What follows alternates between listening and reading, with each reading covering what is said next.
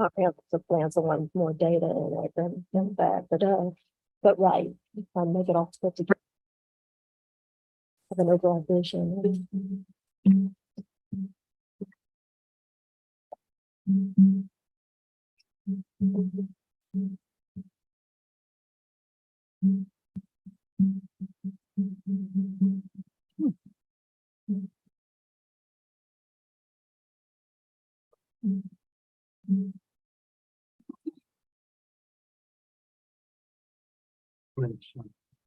Oh, I thought you were being like, went from that. Where is it? Where's that?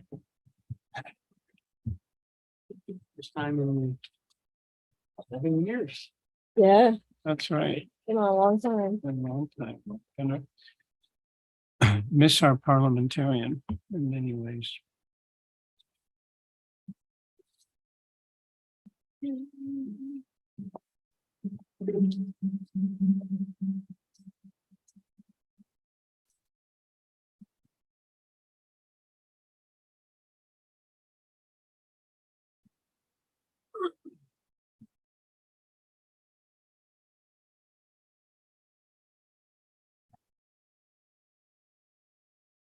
So here.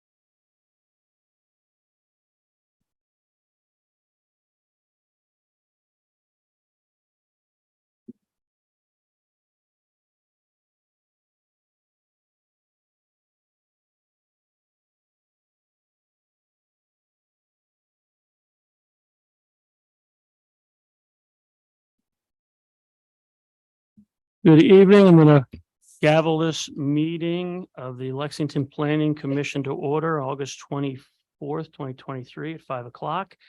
Before we approve the agenda, I just want to say thank you for putting up with my many absences. It's been over 2 months since I've been here with COVID and mixed job obligations and all of this stuff. So, and I'm glad to see our newest members here. And I feel bad I didn't get to see Matt and Blake at their last meeting, but I thank them for everything they've done. And thank you, Shannon, for vice chairing while in my absence. A hard job, but somebody had to take over for you in your absence. All right. And I feel like Rip Van Winkle. I fell asleep and I wake up in this chair. So don't miss meetings or you will end up doing this. So, looking for an approval of the agenda.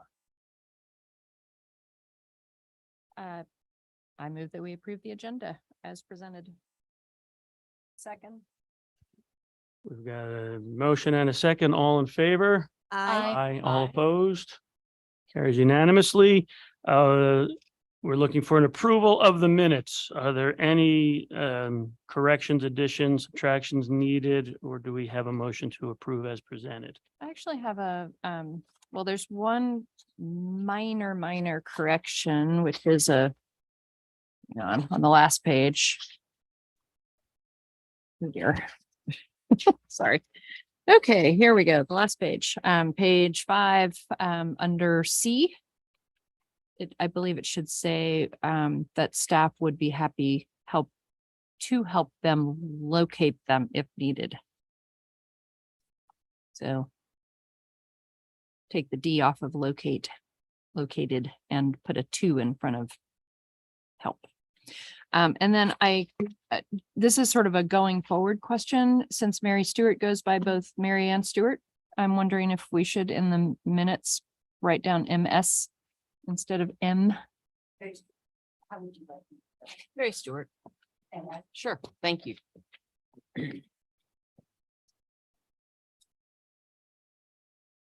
Anyone like to motion to approve the minutes as you've corrected? No, because I wasn't here, so I'd rather Okay. someone else who was Right. here.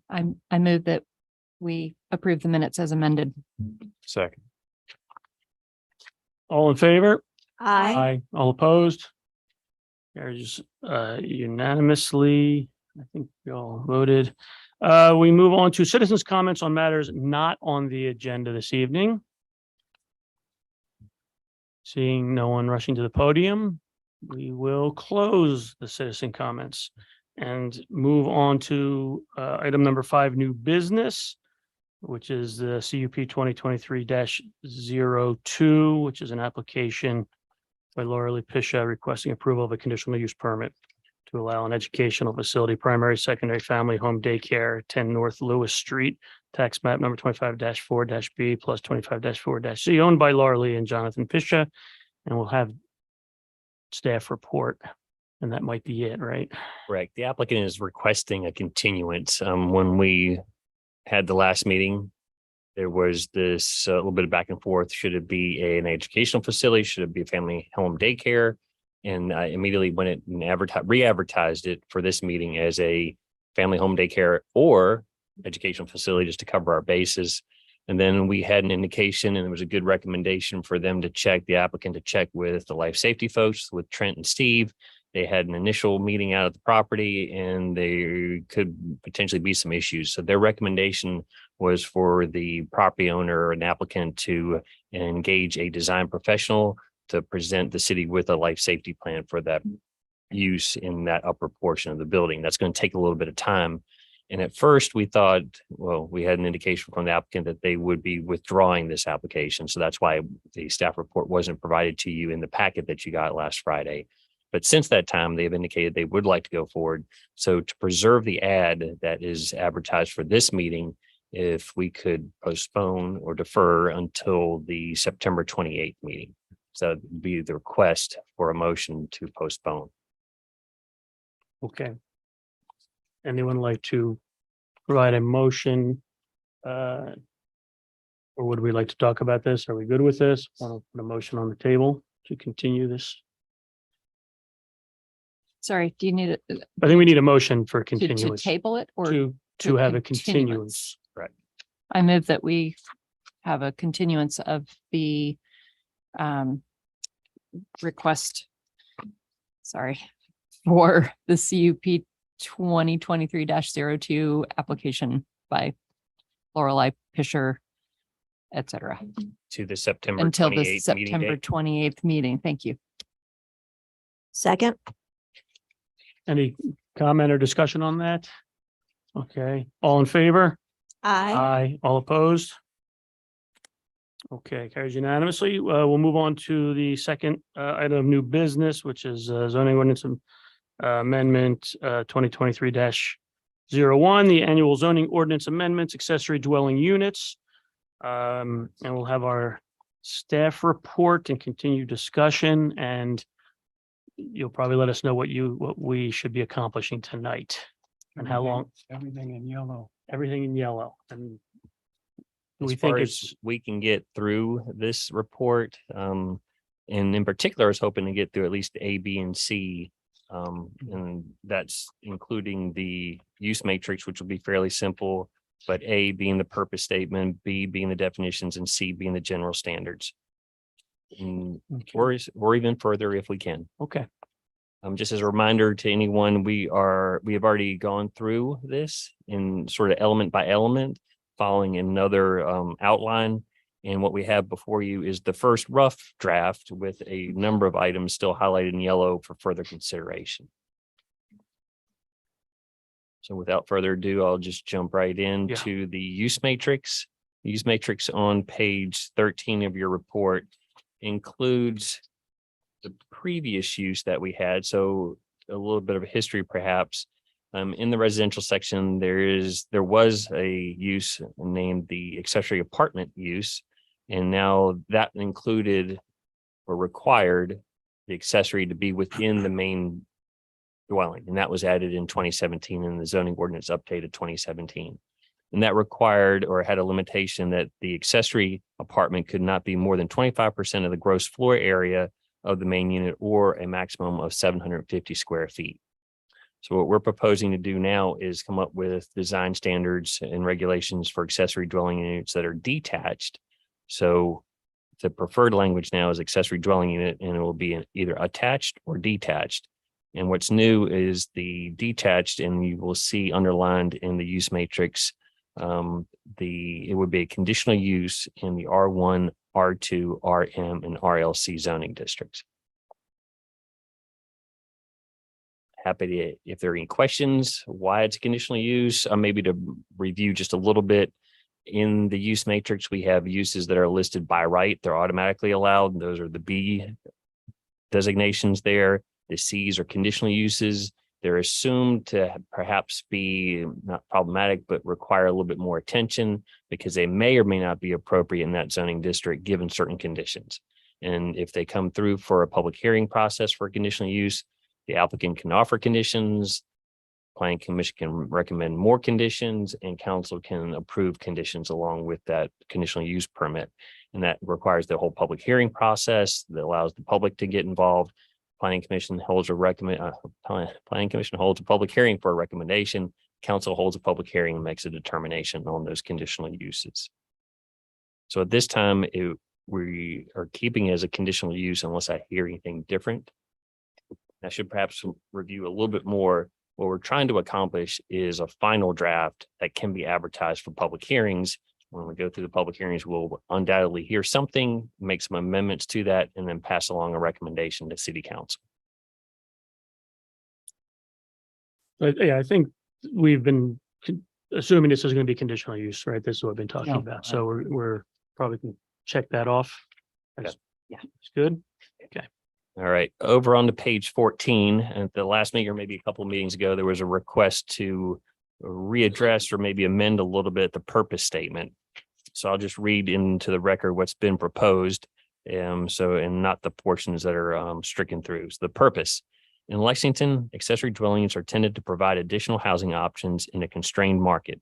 Accessory dwelling units can benefit households with changing family structures. ADUs could also generate supplemental income to cost burden homeowners, helping increase housing affordability for renters and owners alike. In addition, these provisions are provided to formally recognize previously established apartments and provide for improved safety and physical appearance, with presumably a period at the end of that sentence. So can I make a comment about that? I'd like to too. Okay, so Go ahead. No, you go first. Good, Shannon. So I don't think we need any, I think the purpose could easily be the first, let's see, the first line before you get to the yellow highlighting. In Lexington, accessory dwelling units are intended to provide additional housing options, period. Because it right now, it might be a constrained market, but it might not, and it might not be in the future. So there's still additional housing options. I just think it's sort of superfluous. And then the next sentence about ADUs can benefit. I'm not sure we need to justify them. So I guess I would just take out everything until you get to the in addition. And I guess, I don't think you even need to justify them that they could generate supplemental income. It's just sort of. So wait a minute. So maybe, John, is yours along the same lines? Things along the same And line. then just- Leslie will, and then I Leslie think you one- proposed yeah. this language, right, Leslie? Yeah. Yeah. So Because the purpose statement we have now, remember we started out with one, I added some, Leslie, you added some language, and then Shannon suggesting this, and I looked at it again today and I was thinking, there are multiple reasons why we want ADUs, and it's hard to pick out the one that we would want to be the purpose statement in the code. I think that's more appropriate in if we are going to write a brochure about ADUs, why are we introducing ADUs? But in the code, it should be pretty simple statement as to what it is. That's what I would suggest. And then maybe I looked at the APA one today and they had a short definition, like an ADU is a smaller secondary home on the same lot as a primary dwelling. We don't even need that. I mean, I think the simpler the purpose statement, the better. All of the rationale for doing this can come in a brochure or another publication. So Leslie, yeah, you want to? yes, so after reading it, I felt like I had lost the whole reason we were doing this. So I felt like we took too much out of it to where I'm not sure why we're doing ADUs. So I went back and read the comprehensive plan, and the language I put in, I didn't create, it came from the comprehensive plan. And personally, I found it helpful that, oh yeah, this is why we're spending all this time on it. And so actually I would suggest keeping it in to let people know this is why we're doing it. There's a reason for it, not just to add other types of housing, because it is something very different than how our current zoning is.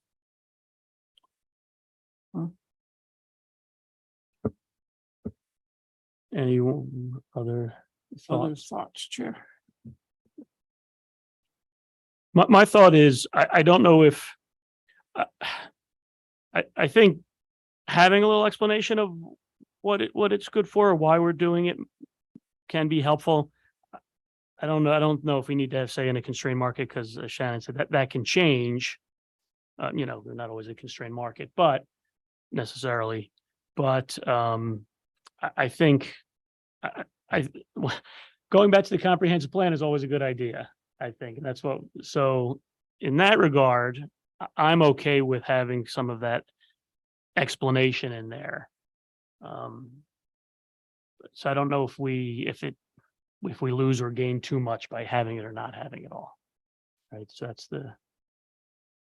And the purpose of tonight is to remember that perfection is the enemy of the good.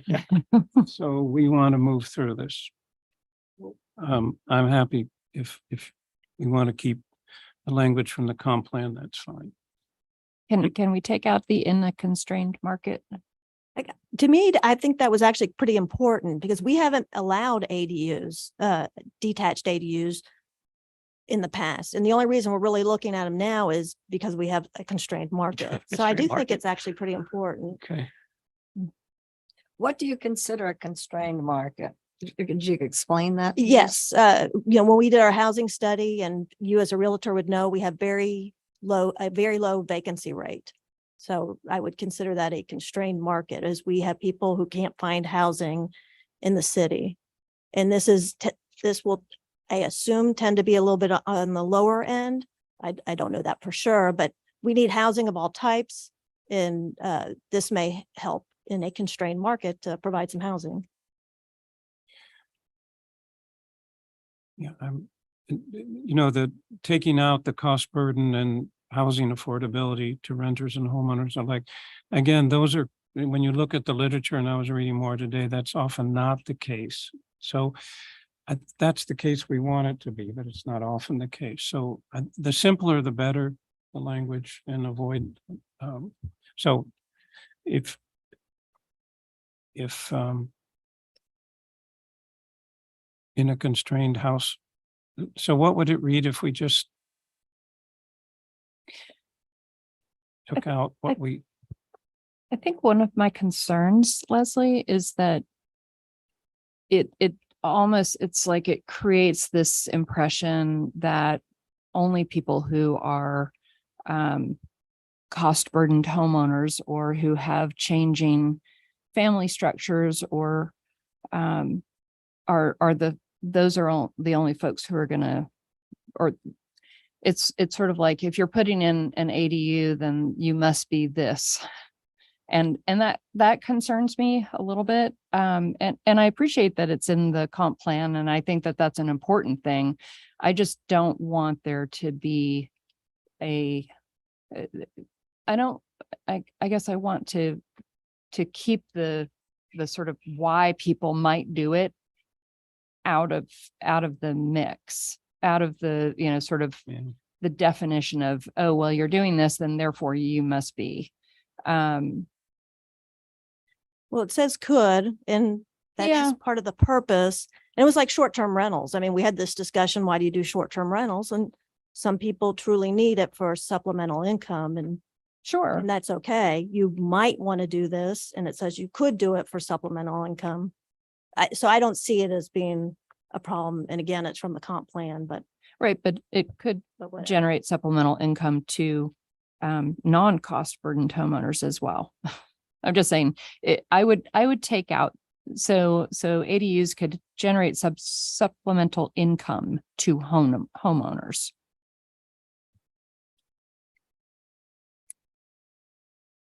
helping increase housing affordabilities. How about that? Taking out Sure. cost burdened. Yeah, Sure. go with that. And then accessory dwelling units can benefit, where are we? Households with changing Family structure. right, sorry, I've like scratched everything up. Changing family structures. That seems very That seems. specific. To me, that's very important. To me personally, that's about the main reason I would allow this is if you have a change, I'm more sympathetic to an ADU because you might have an adult child who can't live alone, but they can now have their own apartment or parents or, yeah. I like ADUs from that standpoint. I'm not otherwise too thrilled to have a separate detached ADU for any other reason personally. But I- other people are going to be allowed to have ADUs who are not falling into that category, correct? Exactly. I just want to make sure. Oh, that- yeah, definitely. yeah. But that's why the purpose of us doing this is so we can accommodate these different, and I do think changing family structures is kind of a main reason. I mean, if we're not gonna, I don't see the point of having a purpose statement if we're afraid to state a purpose.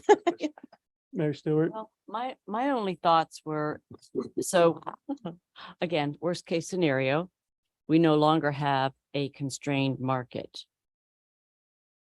God, that would be wonderful. Then we tell people they're not allowed to, then when somebody brings that a proposal, then we're going to deny it. Really? If we no longer have a constrained real estate market and somebody comes forward and they say, I would like to have an accessory dwelling unit because I have the property and because I would like, I would just like some more revenue. And we're going to say, no, we don't have a constrained market anymore. You can't do that. That's where this sort of bothers me a little bit. So if we maybe put the period after, in Lexington, accessory dwellings are intended to provide additional housing options, period. Then you can get into the various serving suggestions, as it were, the various reasons why. One might be in a constrained market.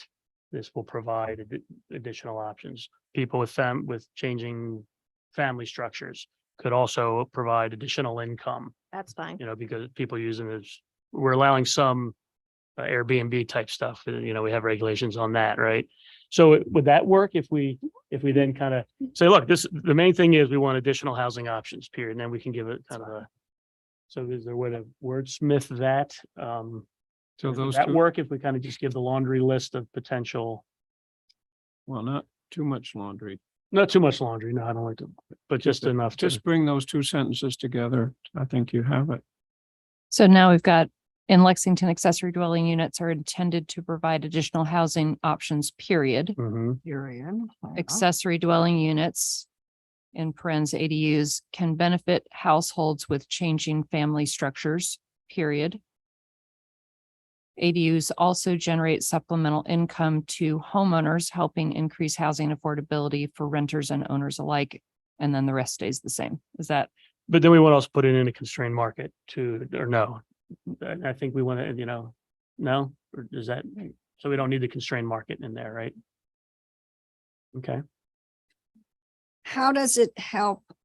What does this increase affordability? Are we assuming that all of these are going to rent for a lot less than what's going, the average rental now?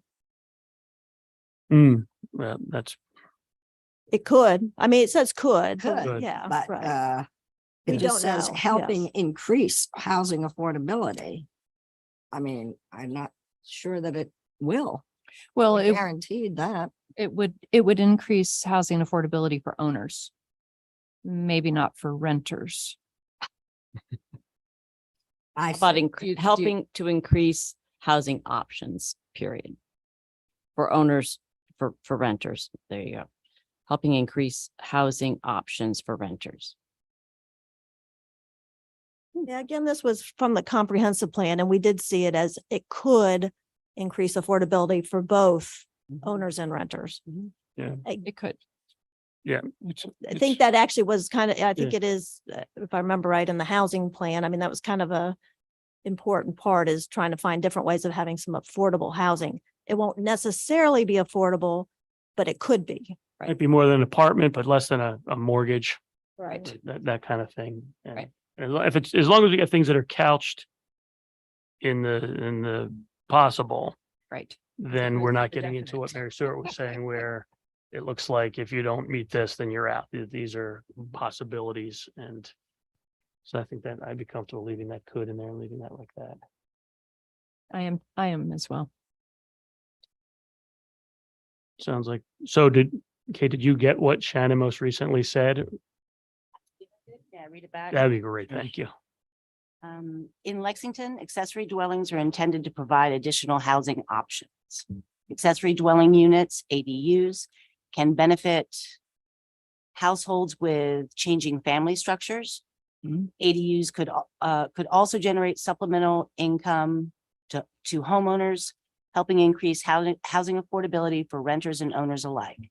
In addition, these provisions are provided in the rest of the last sentence. Okay. Sounds like, okay, you good with that? Nice work, team. That's an important one. I mean, good putting that out front and so good. All right. Arnie, what do we, the next question mark persons? In the definition section, so part B, maybe I should actually ask you to flip over to the last page. We're sort of following this structure where we have in our zoning ordinance, the use matrix at the front, the section 11, which is our use and design standards, is 11 is basically in the middle. And then we have placed all of our definitions in section 20, which is the back end of the zoning ordinance. So if we look at page 17, which are definitions, you see the existing definition for an accessory apartment all struck through. And then we have a new definition for accessory dwelling unit that will be in section 20, but we're also going to have it in section 11, just so that it's close to all the other use and design standards. But it's easier to sort of describe what we're trying to do with the definition by looking on page 17. So accessory dwelling unit attached is all new language there. And also accessory dwelling unit detached is all new language. And then we had to modify building accessory just to change that so that in last sentence, no such accessory structure shall be used for housekeeping purposes, just to pull that out of there so there's no confusion. And dwelling unit is just added here at the end. That's an existing definition. And that was just to sort of describe or show you what's the definition of a dwelling unit, because we're using that term in both of our definitions for the attached and detached accessory dwelling unit. So I'm going to quickly read, well, maybe not quickly. I'm going to read the definitions for attached. They're very similar, but a accessory dwelling unit attached is a complete dwelling unit with kitchen and bath designed, arranged, used, or intended for occupancy by not more than blank persons for living purposes. And blank has to be filled in, obviously. And meeting the standards of section 11.1.1. And that section is your use and design standards. So that's where all of our accessory dwelling unit requirements will be placed. Accessory dwelling units are clearly incidental and subordinate to and remain under the same ownership as the main dwelling on the lot. When contained within the principal structure of a single family dwelling, such accessory dwelling unit constitutes an attached accessory dwelling unit for which a separate entrance and street address is required. Now, just to put a point on the last part, street address is required. I have yet to have this reviewed by the building official and fire marshal. I wanted to provide them with one-time review and not number of. So that still is somewhat of a question mark whether a street address, if it's an internal unit, I think it's certainly going to be a requirement when it's a detached accessory unit that an address will be required. So there are a couple of little things in here that still need to be reviewed, but that is the definition that we have currently for attached. Detached is very similar. And again, what we would like to hear from you is what is the maximum occupancy of the accessory? And some of the samples that we've had, 2 and 3 maximum occupants was probably the most that we've the most common, somewhere between maximum of 2 or a maximum of 3 occupants. If it was even specified, correct? If what? If it was If it even was spec- even specified, Oh, the maximum number. And we've kicked this down the road from the probably very first meeting we started talking about this. So this one's been hanging. We have strong feelings on what this should be. And I think just for, so everybody knows, for our residential areas, we limit the number of unrelated people in a household to 4, except in R2, it's 3 people. Is that In right? R1 and R2, we have a maximum of 3 unrelated people, or as many related people as you can possibly fit into the unit. And then in the commercial districts, the residential is limited to 4 unrelated people. R1 is 3 as well. Okay, yeah. So for that reason, can you say 2 adults and minor children? Or does that get confusing? Does a little bit in the sense that we did that for short-term rentals. We said 2 adults maximum per bedroom in that case, but Yeah, you could do 2 adults if you were, but knowing full well that if it's 2 adults and 5 kids, then you have that ability Mm. to put that number of children in if you don't specify the total number. so instead of saying person, saying adults. And, If you do that, then there could be a lot of kids Right. potentially. and if you're one of them turns comfortable. 18, you can't throw them out on the street right away, Mm, as much as yeah. parents might like. Can you not? But you can, but we can't force them to, right? So I think that's the other problem, right? One of the examples, and I can't remember what it was, and specified like no more than 3 people or 3 adults, and an adult was anyone over the age of 5. Oh, really? Hmm. Sounds a little. And I just ask for clarification. So the language we're being asked to supply, though, is not language about number of unrelated persons. It's about number of persons. That Right, yeah. we We could can change modify it, that. right? We could make that language about unrelated persons and thereby have essentially no limit on the number of related persons. And then that would follow with what we currently have. Yeah. Yes. If we didn't specify it, then wouldn't the rules on number of unrelated Yeah. persons per the zones already apply, or would Yeah. they not? We could reference it. You could, but for me, it would be helpful to have something specific for the accessory, because I know overall for that lot or that how many, but then what do I have to do? Do I have to start subtracting out for the accessory Right. for what you're allowed on the main? So it would be nice to have something specific for the accessory. So like the default language would be lot specific at present. Right. Got it. Yeah, could you just not could you reiterate that and see, instead of take out all that language about people living there, number of people, and just say no more than 3 per parcel, 3 unrelated people per parcel. Per parcel or per unit? Per parcel, like, so we're consistent with our current zoning standard. So that would get away from having, let's say that you've got a family living with, let's say, some unrelated friends in their house, but in their house, not in the ADU. And then you've got the ADU. You could end up with a lot of unrelated Right. people. You don't, right? So you're avoiding that. That's interesting. Yeah, and part of the reason, my understanding, and you may have better understanding how we got to these rules. We've had these rules for a long time as far as number of unrelated people, and it's I think it's mostly due to the colleges, Yeah, not having a I'm bunch sure. Yeah. of college kids in a neighborhood Mhm. is always the concern. But you also don't want to run, I mean, for these are happening in neighborhoods, so it does make sense to limit the number of people. Just from an administration standpoint, it would be easier if it was a maximum number of, 2 adults. don't have to worry about who's related, who's not related. Yeah. And it's just Yeah. 2, when 2 fit in there and that's it, or 3 or whatever the number is. But if it's 3 and they're unrelated, then that means that people living in the house, they all have to be related in the main structure, right? That's why it would be helpful just to have that clear Yeah. so that when enforcement or just administration has to occur, we know what the maximum numbers are. So how would people feel about just having 2? About 0. Given that it looks like That we're might be gonna hard have to- some number. So that might, but What are we assuming, or I'm assuming that these additional structures are going to be rather small? Mhm. Is that correct? Up I to mean, up to 750 square feet or so. I'm thinking the size of the place has to determine also how many persons. You know, So we we're can't just say talking, 3 and then they have a little 500 square foot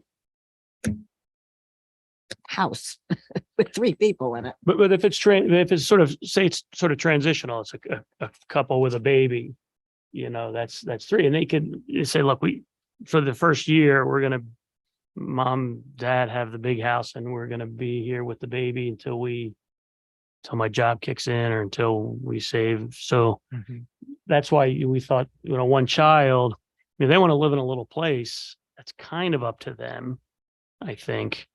But leaving it to 2 means you can't really have that, you know, Well, 2 you can't, parents and a child. that's true. And the fire marshal will inspect them and set a limit as well based on your number of bedrooms. They're generally gonna be, I would imagine they're gonna be generally 1 bedroom, right? If it's, I don't know. 2. 1 or Could be 2 if 2, it's- I yeah. think that's, Right. I think that's right. You Right. need to think about it that way. I mean, I think my sense is I'd like to be able to allow a small family of 3 to be in there. Well, and you may have an elderly couple in Yeah. living there Yeah. with 1 helper or a family member. So, and they're renting out the house, the bigger house, which happens. So I'm comfortable So with 3. 3 unrelated people. And that's on top of the 3 unrelated people. We could then say as long as the total for the parcel does not But- come out to more than 4. Now we've Or made 5 or something. Arnie's job. No, it has So we to made be his job something. harder, right? I like the 2 people, or 2 people or 2 adults and minor children. Is there's not really a way to say minor children like under 12. Yeah. Leslie, what do you, when you just said 2 persons, period, or, I would be fine with that. okay, That would exclude the scenario that John was just referring to, right? I just want to make sure I'm following. Like- Yeah, that would exclude an older couple with a live-in helper, couple with a child. Um, And the reason for incurring that cost of excluding scenarios like that, like what are we trying to avoid on the other side? I'm just trying to get up to speed. Like if we let it be 3, what's the problem with? Unrelated people, not being consistent with that part of our code. Oh, I see. We're gonna, the rationale is to try to limit the total number of people here to 2 so that we don't run afoul of the unrelated people for the whole parcel. Is that right? Yeah. Is there another way to solve that problem? and that doesn't solve that because you get 2 unrelated people in the main structure and Right. 2 unrelated people in the thing, and then you're. Right. Just for clarity, the way I would Limits interpret it. this is if you're in an R1 or R2 zoning district and you have a main dwelling unit and we have a maximum of 3 unrelated, that 3 unrelated could go into the main unit, and then whatever else we add on to the accessory is what's going to be the maximum, unless we reach back and say no more than 3 unrelated people total on the parcel, or a maximum of 4 unrelated total on the parcel. So the way I'm going to interpret it this so far is the 3 unrelated is going to apply to the main dwelling, and then we're going to have to address whatever the number is that we want in the accessory, Mhm. unless you change that. Does that make sense? It does to me, and I may be missing something, because they're 2 separate addresses. They could be 2 separate addresses and they're 2 separate dwellings. Right. So I wouldn't go to the parcel. Yeah. If you have a limit on the house and you have a limit on the ADU, then you're going to then you won't necessarily have a huge 12-person family living in the on the whole parcel. So I think the question is whether it's 2 or 3 persons, and then what I would like some help with is understanding whether we should use related or unrelated, or just leave it simple. But and I'm not, could we, are we saying we could have? I'm thinking of students. We could have 3 in the main house and another 2 or 3 in the other house. That's It's right. way too many. I think that The- is. the Whoever con- lives- Though one safeguard we have is that the owner of the property has to live on one of those two. So that is helpful. Right, yeah, you Right. can't have three, yes, right. Although I believe there are parents who buy their kids' houses from time to time and they live in them. Well, if the parents do, that's okay. No, I'm I mean, the talking kids, about, but the kid, but the owners would have, we're saying the owners have to live in the main, I'm saying that the parents could give the house to the kids. I'm just saying. right? Yeah, I mean, This is why we kicked this one down. the right, I mean, that's kind of an extreme example that the I- parents I buy the know. house just to get around this rule. I don't see happening. That's a lot of weird factors to come together. So I think the fact that the owner that you're not gonna have three renters in the big house and, unrelated and three unrelated. I don't think we're gonna get to that 6 people. I don't think. I mean, that would require that. Otherwise, I don't know how. I don't know. This may not be helpful, but if the number is 2 or if it's 3, if we could put it in, and then when we go through the public hearing process, you will have feedback. Yeah, And then you can adjust it as you need.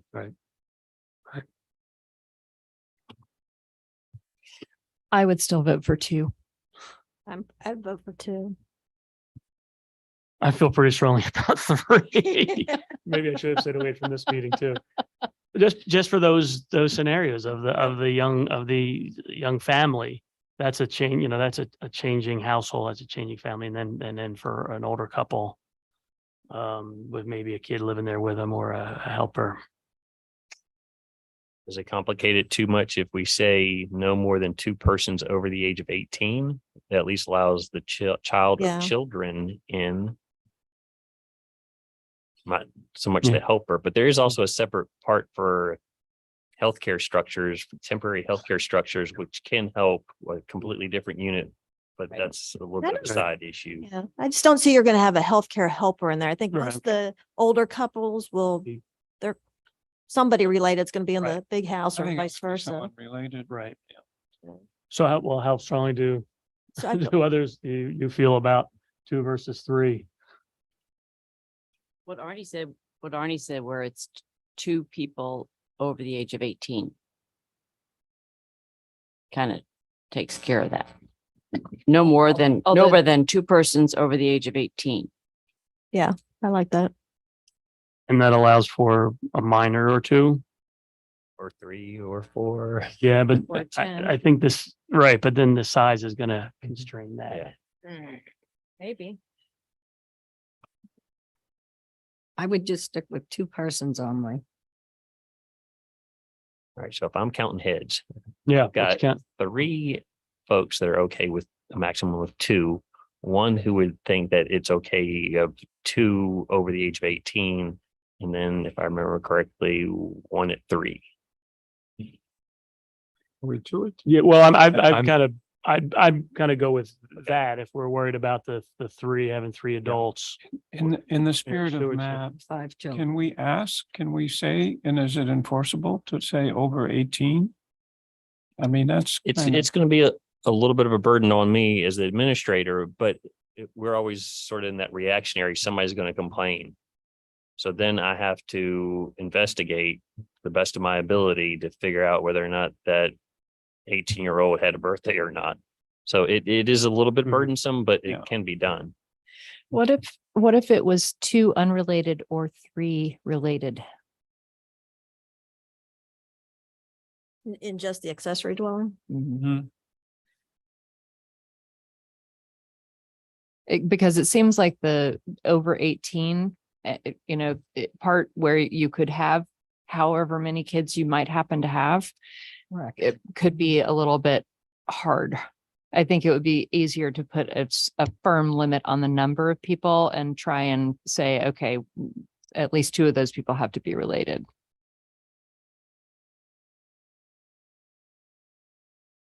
Is that possible and is it enforceable? We can definitely try to enforce it. So yes, I think it is enforceable. Okay. So the idea would be 2 unrelated, or 3 related. That's right. Did I say it right? I That's think right. so. Yes. What folks think about that? Getting warmer. We're getting warm. And I'm kind of That going was- towards Arnie's suggestion of let's pick either 2 or 3 and see what the public hearing says. And so couldn't, if somebody does have a situation where, you know, just like what what you're proposing or what you're imagining, Patrick, Mhm. then they could ask for a variance, right?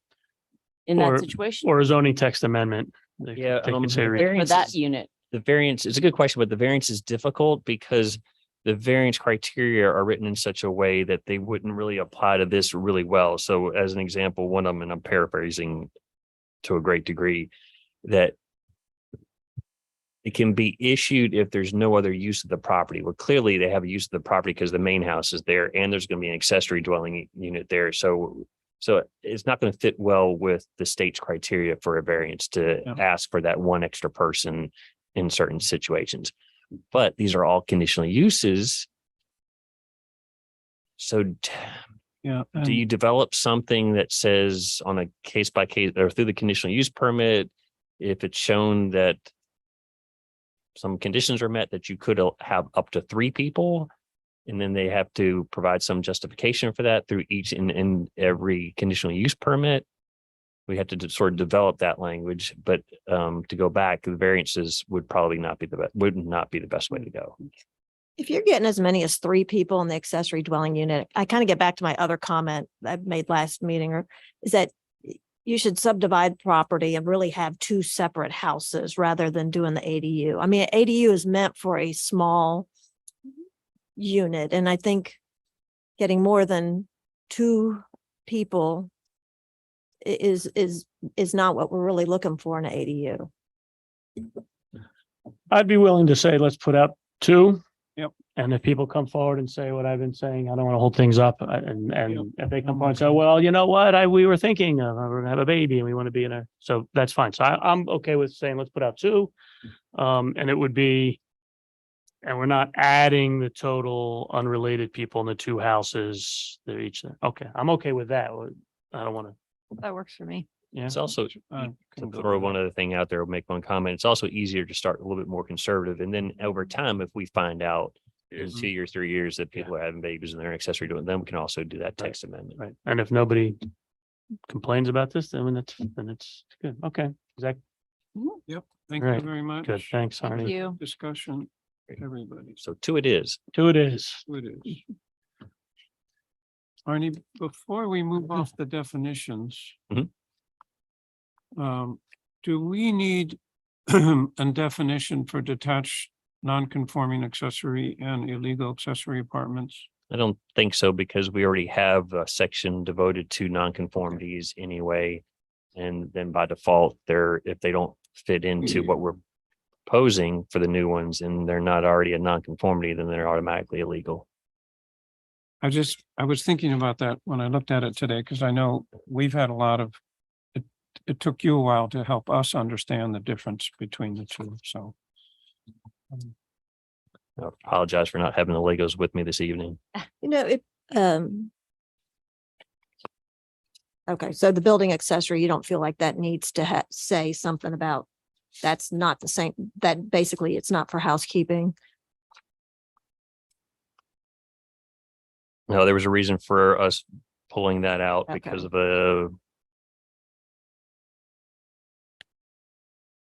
And that is a term used Oh. for like sheds and stuff. correct. So therefore, it's either going to be a Building building accessory without housekeeping, or it's going to be this new thing that we're creating. So that's the difference between the 2. Okay. So is the question, do we still need to keep the housekeeping? Right, without housekeeping, right?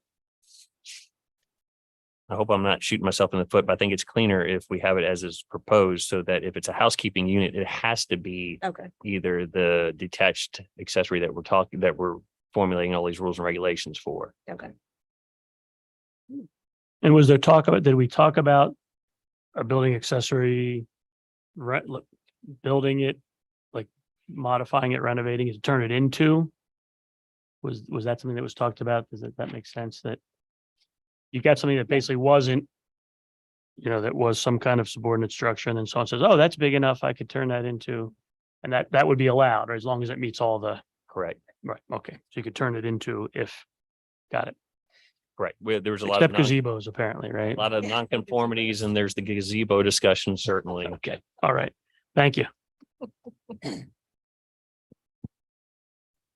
Arnie, is there any part of this discussion on these ADUs that have addressed parking off-site or? Yes.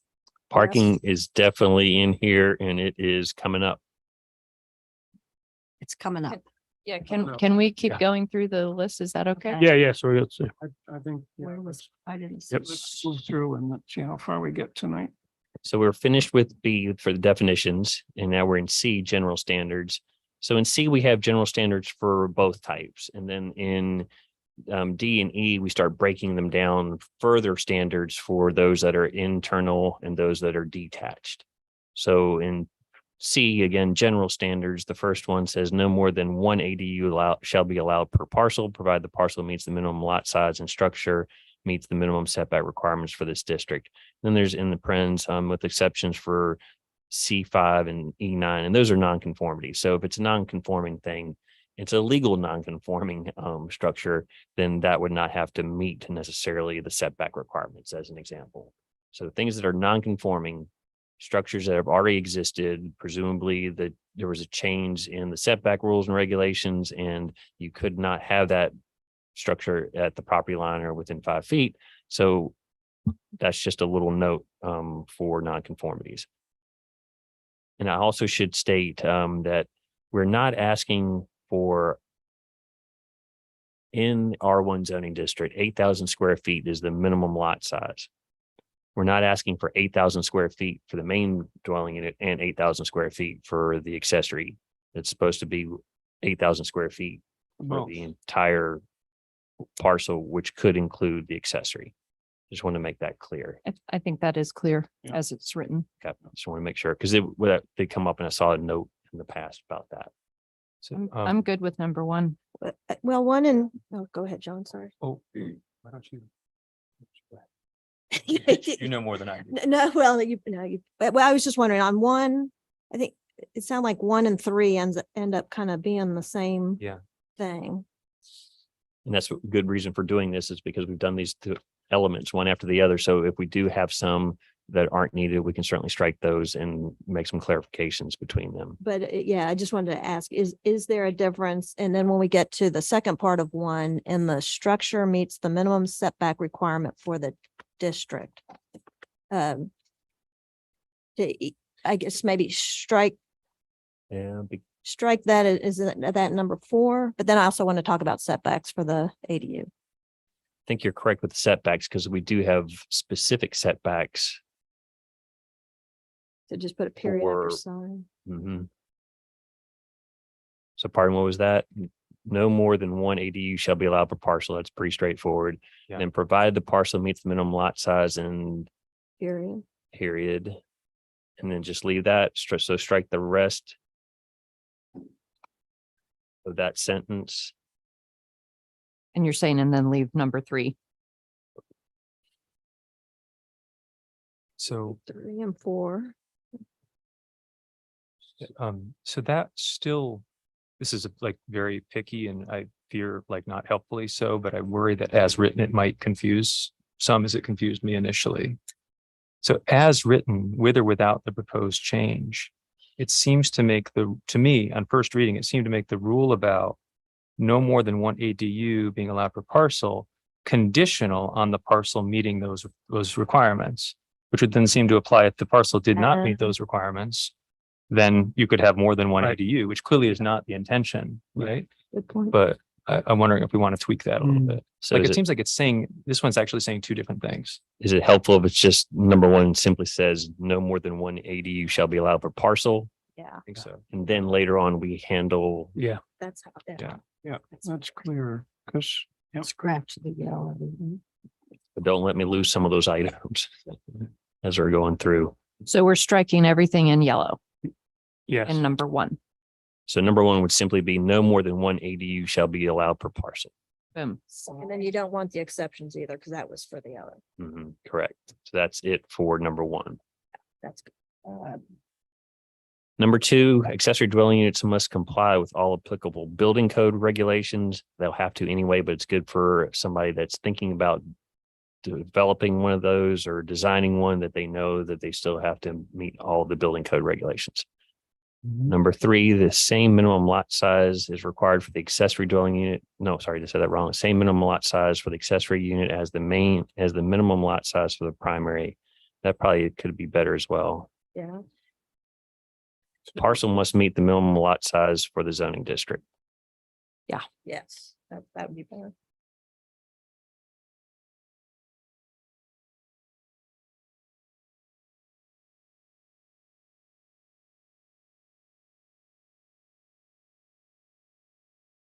For the district. Okay, Each zoning district is going to have a Right. right. a separate minimum lot size or a differing minimum lot size. Number 4, if we're okay with number 3, number 4, the underlying zoning district development standards for lot coverage, height, setbacks that apply to the primary dwellings that also include the accessory dwelling unit in the calculation of these standards. Yeah, on that one. I would like Setbacks, to yeah. include in that setbacks, including the 25-foot rear setback. And then later where we get to having a certain lot size ratio, I don't feel like you need it. If you're going to have a 25-foot setback, which is a requirement for your primary structure, you're going to have guarantee some yard space.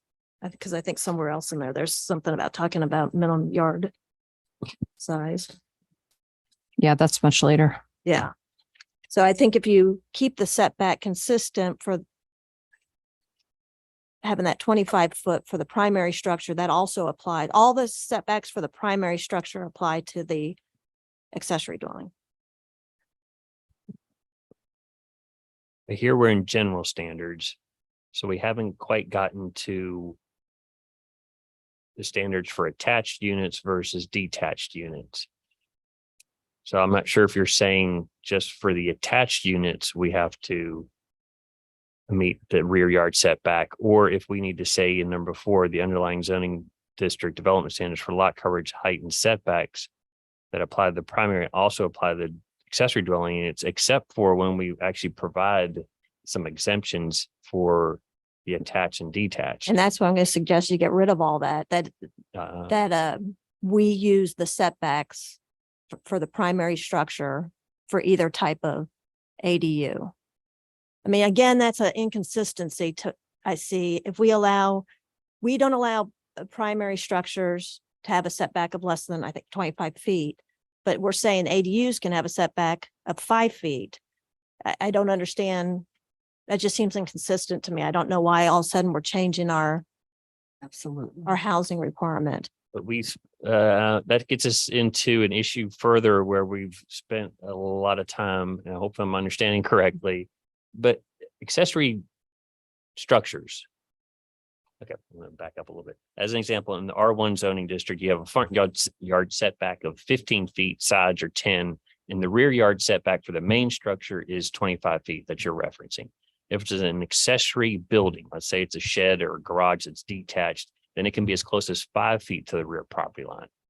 So I think what you're suggesting is that even if it's detached, if it's both, it's internal or if it's external, it still has to be 25 feet from the rear property line. Yes. And then it later takes care of the issue of not requiring a minimum undeveloped yard area. But yeah, I don't understand why all of a sudden we're changing our design standards. We wouldn't allow that for a house. So why are we all of a sudden allowing this for this secondary unit? I guess it depends on if you consider the secondary unit an accessory structure, just like all other accessory structures that can be in that Right. But now it's 5 to 20 housing. feet. Yeah. Yeah. Right. Or if you consider it to be a dwelling unit Right. that has that extra protection needed. There's a big difference between a house and a garage. And I know because I was turned down for not having 25 feet by a little bit of 10 feet, I think it was, and I was turned down. But my garage does have the 5 foot. But if I feel like putting an apartment in my garage, now all of a sudden that's okay, that doesn't seem right at all. So this is a big change from what we Right. have been agreeing on. going to page 9, just for reference. Arnie, am I in the wrong place? Accessory dwelling units, number 3. Will you have for lots in R1 and R2, and then we had the debate about how, was it 15 or 10 or 15 or 20 or 15? So I'm confused between what we were working on there and then what we're just debating here on number 4. I'm saying on 4, if we make it the same setback as the primary structure, we strike number 3. We strike E3. Which 3? You mean this one here on page 9? Yeah, right. Page nine. So Page, what page are we talking about, John? 16? The following page. The earlier version. Oh, the Oh, earlier. okay, version. What there I section go are you- again. Tell us what section you're talking about. Page it's 15. section bottom of E, page accessory dwelling units, Bottom of detached page standards. 15. You'll see there's any detached accessory building approved after blank and containing accessory dwelling unit shall comply with the following setbacks. And that was the whole debate we had about whether it's we were reducing the size of the setbacks to allow more flexibility. So, and Leslie, oh, I'm sorry. accessory Unit. So that's why I'm And Leslie, are you talking about a new structure or using it? A new structure, right, for a brand new structure. But you could, Again, I don't understand why and I know we talked about this before and I kind of just let it drop at that point. We've already set setbacks for a dwelling. We already have those standards. We're allowing a secondary dwelling. I'm not sure why we're giving it any more flexibility as far as being closer to the back property line. well, then think how big your backyard has to be to start with. It's got to be It may, 50 feet setback. not everybody's going to get to have an accessory dwelling. Right, well, right, so I think going back to what Arnie was saying is that the point is these are accessory dwellings, so they're not a primary house. And we wanted to create the ability to have smaller housing units, knowing we're going to be creating density, we're going to be increasing density. And that was kind of part of the idea. Right, but now more you're changing the whole character of the neighborhood. Now, if you're Right.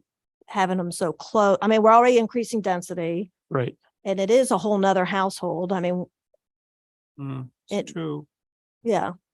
And to allow it close 5 feet from the property line, I'm going to have problems with that. Well, this is, okay, so this is a big monkey wrench then into the whole thing. Well, based on that's what we've just been my going on, opinion. right, If that's okay. not, if nobody else shares it, then I just Right. get outvoted. I share. I don't think that 5 feet is not one of the numbers that we were talking about. 10 was the least, the smallest number.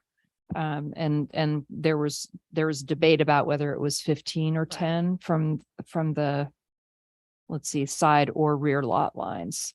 So I don't know if that addresses any of your concerns. So 15 feet instead, but I do want to ask a question of Arnie, which is, or maybe somebody else knows the answer to this. What was the purpose of the 25-foot setback from the back of the house to the yard?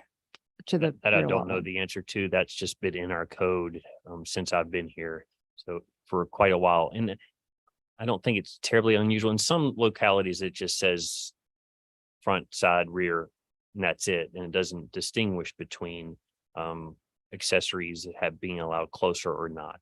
But ours just happens to have that front, side, rear for the main, and then a big allowance for an accessory structure. You know, if you think of a garage or a shed or something else that's accessory, yeah, maybe it can be closer to that rear property line in a more urban setting like ours is typically. And then just throw one extra detail in. We also had that you had to have a minimum rear yard area of 10,000 square feet, but at some point that was removed from the code. So that required some open rear yard area in there as well. And we haven't tweaked some of the setbacks a little bit since I've been here, but I just presume it was that idea that main building should have these setbacks and you get a little bit of a leeway for that accessory that should be, a good bit smaller and incidental. Right. Okay. There's a lot to be said for what Leslie is uh, proposing here. And I think about some of the cities where they have McMansions in smaller in-town neighborhoods. And it's just, it takes away the whole character. Not that everybody in Lexington's gonna put a McMansion, but to not have the yards, it would be a shame. So some people will not be able to do that. Some people won't be able to do it if you keep the 25 feet or something close to the 25 feet from the rear. But we're not talking about building a McMansion or a full size. We're talking about the accessory dwelling unit. But by the time if you attach it to your main house, Well, there is a limit now of 40% of the gross area. Or for detached, it's 800. 40% or 800 square feet. So we do have limits. If you look on page 15 above D, yeah. So that, but, and we are concerned about that. That came up in our early discussions because we had an example from Charlottesville where the accessory was taller than the primary house. So that's something, that's what that's trying to address there. I'm trying to get my head around why, I mean, an accessory unit is a smaller unit. Are we unnecessarily, I mean, we want a safe distance from the back in the side. And that's why we had a lot of debate about what should be on the side of a house so we couldn't have fenestration and air conditioning and whatever.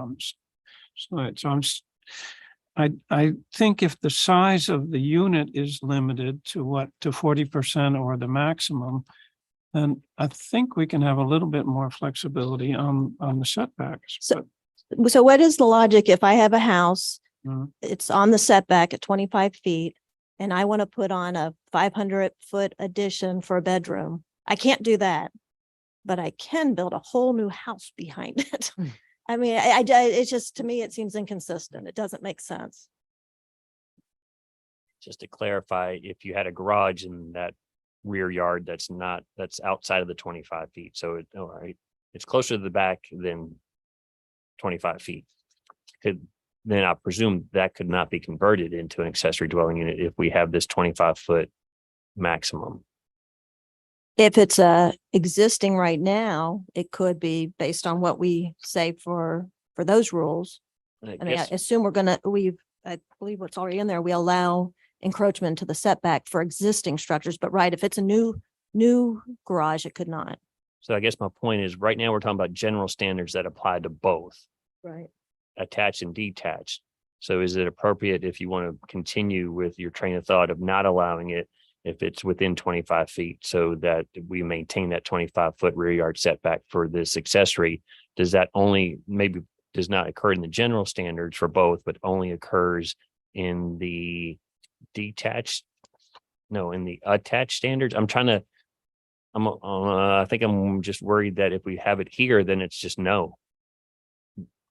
In other words, you cannot convert that garage that's in the rear yard. If it's existing right now, you can, but you can't build a new garage unless it meets that same setback too, if it's going to house people. We just got to make sure that if that's the intent, that we have to figure out if that's how we want to go forward. But if that's the intent, we have to make sure that we change enough of the code to. Right, because right now we already do allow, I mean, we set these setbacks, but then we say it's different rules for the Oh, existing. okay, I see what you mean. Yeah. Then right, further yeah, on. yes, Okay, right, so right. then that may open it up. I'm not sure if everybody's understanding that, in the sense that right now it sounded to me like you were saying that if it's within the back 25 feet, no accessory, if it's an existing structure or not, it's just none. Just for new structures. Okay. Just for new structures, yeah. that's fair. I think Is it 25, the rear setback 25 in both R1 and R2 Right. and R? I'll confirm, but I'm Right. So then sure we're it just is. not gonna get any new ones in those districts. And that's, I think, I mean, in R1, in Yeah, it's the R1, same. you're just R not, two, you will. R2, you will. I mean, R two Right. has big lots. Right. I don't know about R1. Right. Some houses in R1, but Right. But you will get a lot of conversions. And I think regardless of what our rules are, you're going to get more conversions than you are new Right, construction. Right, that's absolutely the case. But mm, In this one effect, get conversions. because we had been, so what we had been thinking we were going to be discussing at the bottom of page 15, whether it's 15 or 10 or 20 or 15. And now you're suggesting, no, those both have to be 25. Yeah, everything has to meet, right, the current. Right. And then E3 would go away is Right. also. And I mean, this is kind of when I went back to the purpose, I've started losing, why are we doing this? Why is this good for us? Well, it's okay if it, I feel personally, it's okay if it has this consistency to it. If it doesn't have this consistency, I really don't understand why we're doing this. But I am okay with existing structures with conversions and allowing a lot of leeway with conversions. To me, that makes a little more sense.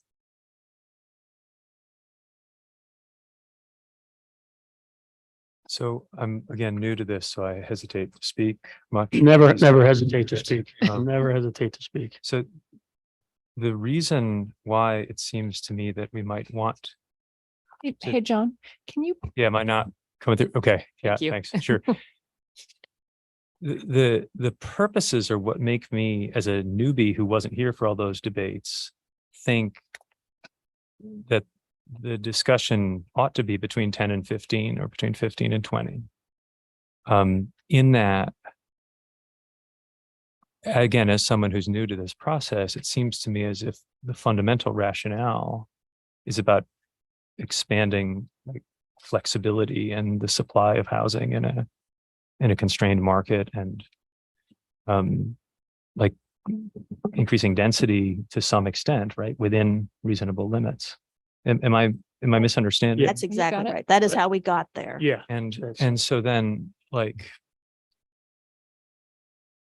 our ability to meet that goal seems to be very much constrained by that 25 rule.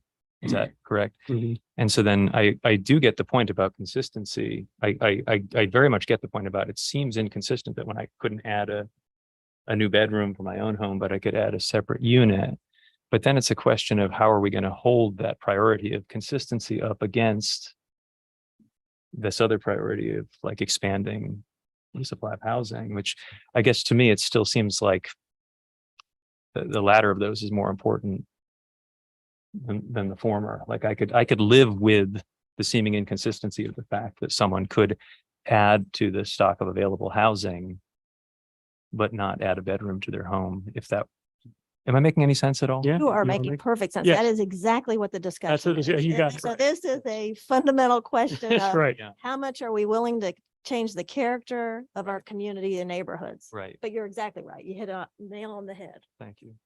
In the zoning ordinances that I read, 421-3, it says, we are to protect against one or more of the following: overcrowding of land, undue density of population in relation to the community facilities existing or available, obstruction of light, air, danger, congestion in travel and transportation, et cetera, et cetera. So I'm against the density. You can't crowd, I mean, houses are close enough as it is. So I've been reading a bit about the history of zoning and I've been quite interested in it. And sort of the, I don't know if this is the time to talk about that actually. Sure but is. This is, so one of the things that's been quite striking to me is just like the different purposes to which zoning has been put, right? Some intentional and some unintentional. I gather that zoning rules were actually started by people who hope to sort of improve people's living conditions. And then kind of what happened over time is they ended up serving as mechanisms for the creation of monopolistic access to space by some groups, right? And so, like, it seems to me that any community is going to have a certain level of density, right? And then the question is just like, what's the optimal level of density given the principles and priorities that we have as a community, right? And Mhm. um, do we want to be the type of city where fewer people have access to resources, or the type of space in which like we're more open to people of different socioeconomic backgrounds? And I agree. There's a limit on either side. There's too much density. There's not enough density, right? But we're trying to figure out like what's the right amount, aren't we? Exactly. Am I derailing this? No, No, No, no. that's a You're good question. going to the essence of. the nothing compared to what discussion. we do around here. Yeah. Um, You know, there's some properties coming up that are going to allow for 3, 4, whatever, small homes, like the property on Randolph Street, I believe. Didn't you say, Ernie, that it was large enough probably for 4 different families, 4 homes? I hope I didn't say that because I don't know exactly what the size of the lot Okay. is currently, and I haven't done the exercise to figure out lot width, lot area for a zoning district. So But hopefully it's I did. certainly going to be large enough for a few small homes, as well as the property on Walker Sure. Street and Houston, the same thing. So there are places in town where we can come up with some small homes to provide for smaller families and for hopefully lesser amount of money. I have to presume that's going to be far fewer than if we have more access to accessory dwelling units, just total number of units, what we could have potentially put on a few parcels here and there, as opposed to if we sort of open up the accessory dwelling unit a bit more, so that I think the opportunity there is greater, certainly. Does it help at all to throw out?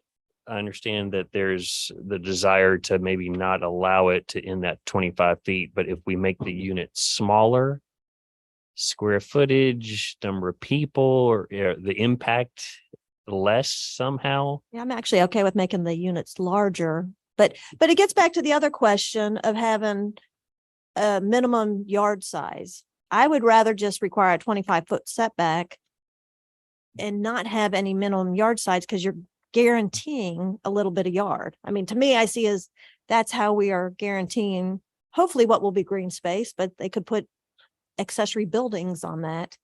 But to make sure that there is still some yards in our neighborhood, because it really changes the character. I have a question about so if, let's just play that 25 feet out.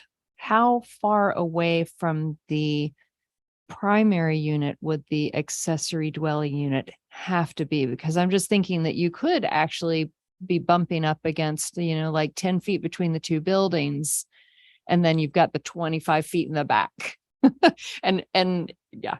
There is a right answer, and I can't remember if it's 5 or if it's 10, but there's something in the fire code, if I remember correctly, that says you have to have access to scrub a building. So it's either 5 feet or 10 feet that you have to have between the buildings.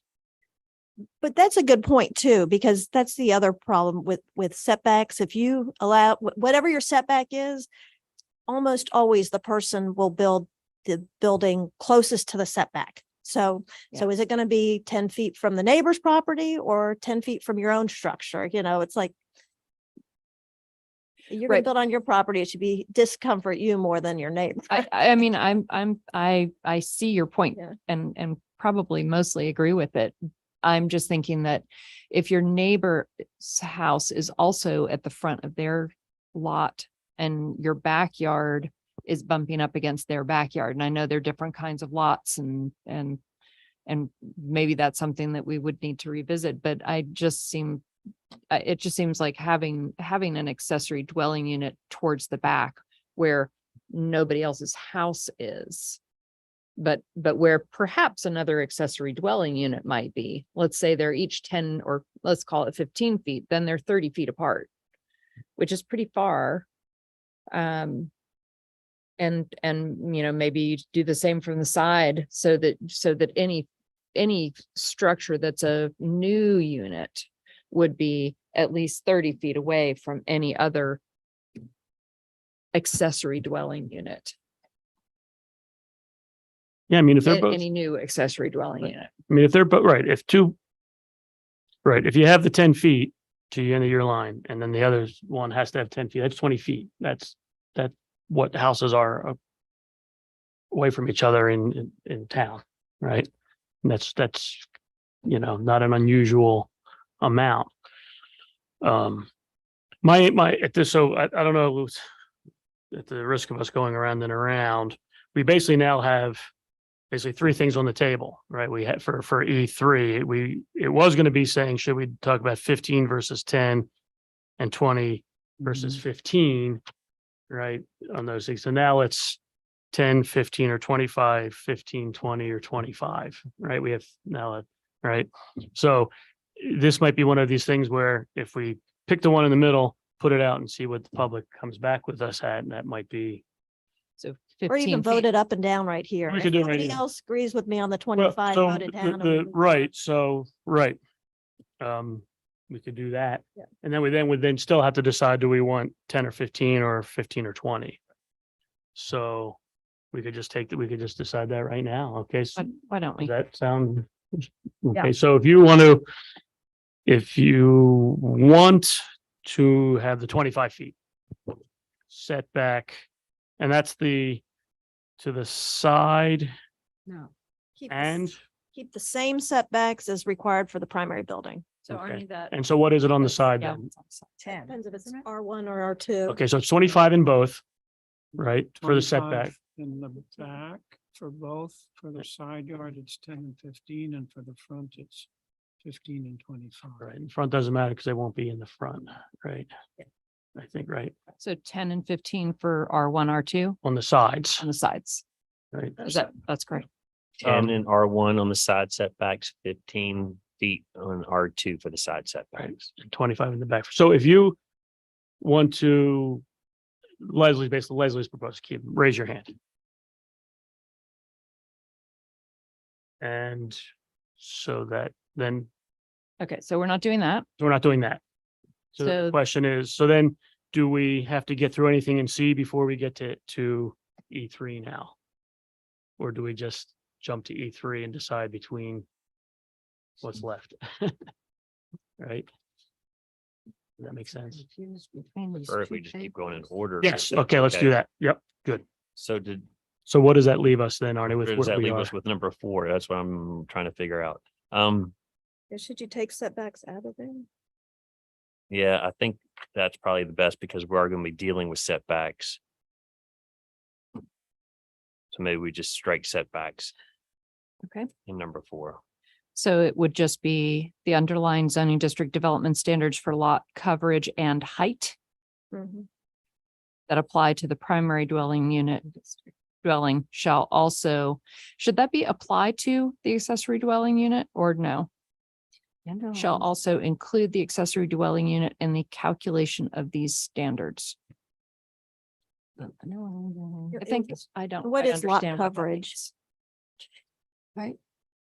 True, and that's a good point in the sense that we really don't have lot coverage standards. So sometimes we're pulling from other like floor area ratio that we've already struck and lot coverage. We don't have a lot coverage. Other zoning ordinance might say that you cannot cover more than 50% of your lot or 75% of your lot with impervious area, regardless of what type of impervious area it is. So the lot coverage.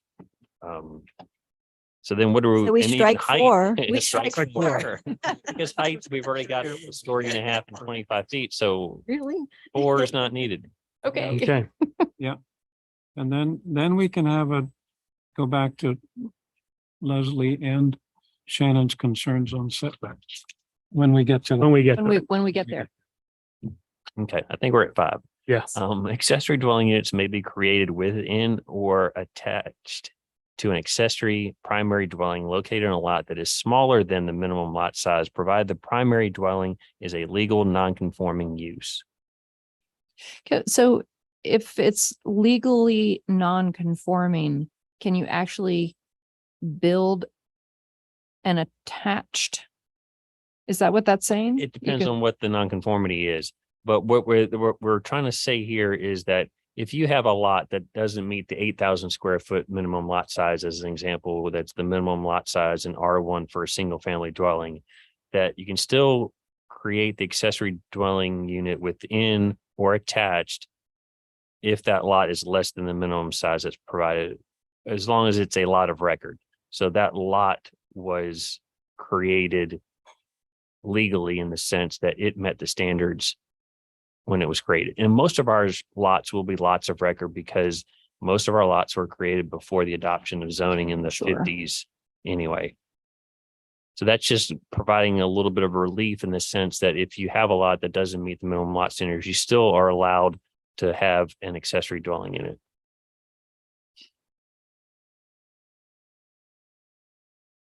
Okay. Everyone okay with that? 6, the owner of the principal building or lot shall be the occupant of the principal dwelling or the accessory dwelling unit. Yep. 7, the separate sale of an accessory dwelling unit is prohibited. Mhm. Cannot conduit. You certainly, well, most likely can't subdivide it because you won't have the minimum lot size or minimum lot width, but you also cannot condo it. Number 8, only one short-term rental registration shall be allowed per parcel. Looks good. And those also require in residential districts or primary resident and other rules and regulations. Number 9, accessory dwelling units shall not be included in calculations of density. We really infrequently have calculations of density. This was something that was in the AARP guide that we were following. And it's something that I could not really describe why I would like to keep it. Because again, there aren't too many times that we have this idea of you cannot have more than 20 units per acre or whatever it is, that the accessory, because they're accessory, they're not the main, should not be included whenever we do have calculations for density, which again, aren't often, but I think this is just helpful to keep in. Okay. I mean, if in 25 years you had a long time frame here, number of infill ADUs, that would increase the number of household, the density of that street or neighborhood. So, and that puts a demand on the services. So I'm not, that's maybe different, Arnie, than from the regulatory side. That's why I'm trying to understand the density. Yeah, and again, I'm having trouble when we have calculations of density. So even if we do over R1 zone in a neighborhood that's all zoned R1 and we add density through a number of accessory dwelling units that get Mhm. added in, we don't have anything that currently says in this neighborhood or in this Yeah, lot no, we that don't. has that calculation.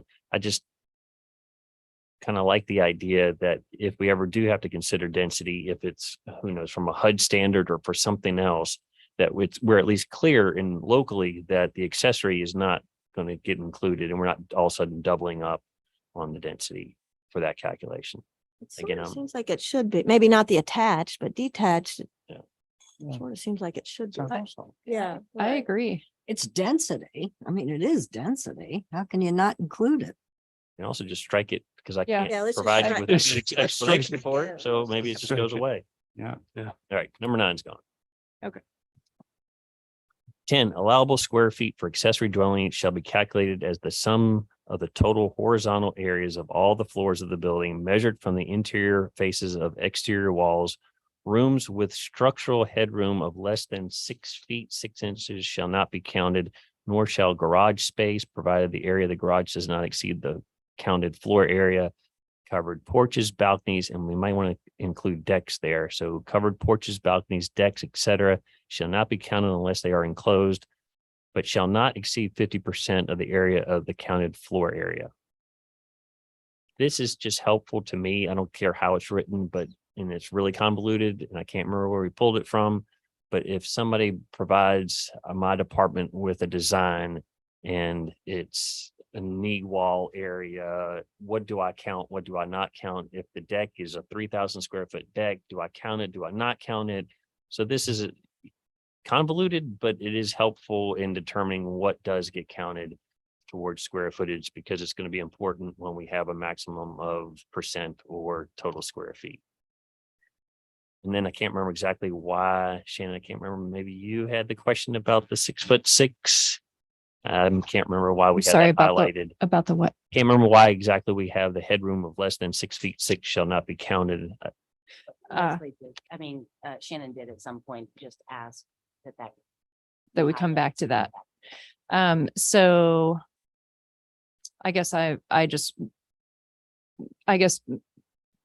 if you have 6'5", let's say your ceilings are 6'5", you're saying that that's not counted as floor space, At some point, right? I know it's about then the it's hips. not usable or less usable, so you don't count it. You know, you could reduce that number if you like, or increase it however you like, but that is something that we pulled No. directly from. I think that's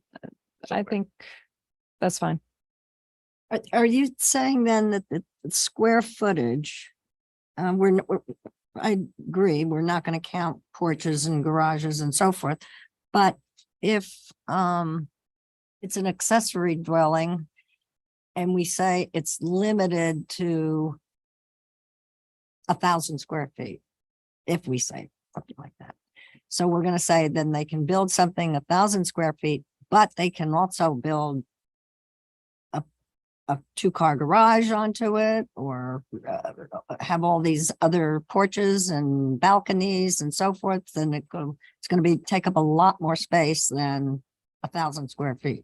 Correct. There are some sort of outs there, but they also can't be so large because once you cannot exceed 50% of the floor area of the counted floor area. So yes, 1,000 square feet could be a little bit more than 1,000 square feet for a deck or some other items, but there are some maximums there that sort of limit what those items can be. But yes, 1,000 square feet would, What are the maximums? Have we determined that yet? Or, we're getting there. Yeah, oh, yeah. okay. I would put decks in there, but do we have in our regular rules for houses? Decks can go in setbacks, can't they? We did that thing not that long ago where we have balconies? some limited encroachments Right. into the setbacks up to 5 feet, but no closer than X number of feet to the property line. So we did allow some limited encroachments for decks and stoops and landings. And can we say that doesn't get counted in area, but that they can't encroach, or do we say that with the fenestrations, they can't encroach into the setback for the accessory dwelling? That's right. It does. Yeah, you can't encroach. Do we say that? Is that in that fenestration? There are definitely We- fenestrations, and let's see. Which page is It's it? back. Page 16 in blue. Jen, there it is. It's the bay- Thank you. Bay windows and Fenestration, yeah, bay windows, pick mechanical that up. HVACs. Have to be at least 7 feet. So weren't we talking about also including roof lines? In that? Like you can't have your roof Overhangs. overhang into the.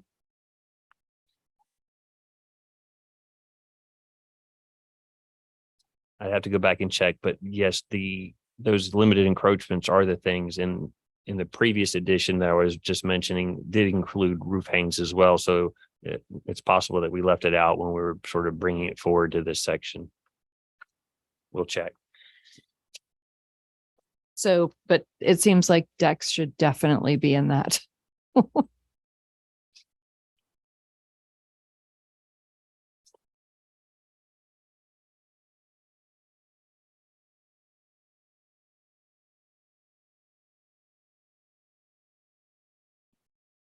So I think we're okay on number 10. Plus adding decks, right? Yeah. Correct. Yeah. So the deck does get slid into that list. Number 11. Any accessory dwelling unit shall comply with the following parking requirements. And there are actually 2 options here, because again, we couldn't quite make a decision. Glad you with us with Oh, here. top of page 15, number 11. Got it. This. There is an or there, so maybe I should start with the bottom one first. one parking space per accessory dwelling unit shall be required in addition to the number of spaces per associated with the primary dwelling existing as of the date of approval. Currently, a new dwelling unit has to provide 2 off-street parking spaces. And if we're going to add an accessory dwelling option that I just read, is they're going to have to add a parking space. Is it worth adding off-street to one? Yeah, it is. I had that Off-street note for the parking upper space. part because we do need to make that clarification. Yes. And does associated mean required or that are existing?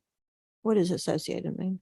I'm thinking the way I would interpret that is if I have a house with only one off-street parking space and I want to add an accessory, I'm adding 2 more parking spaces. So existing Off-street. instead of associated, existing, if we go with that one.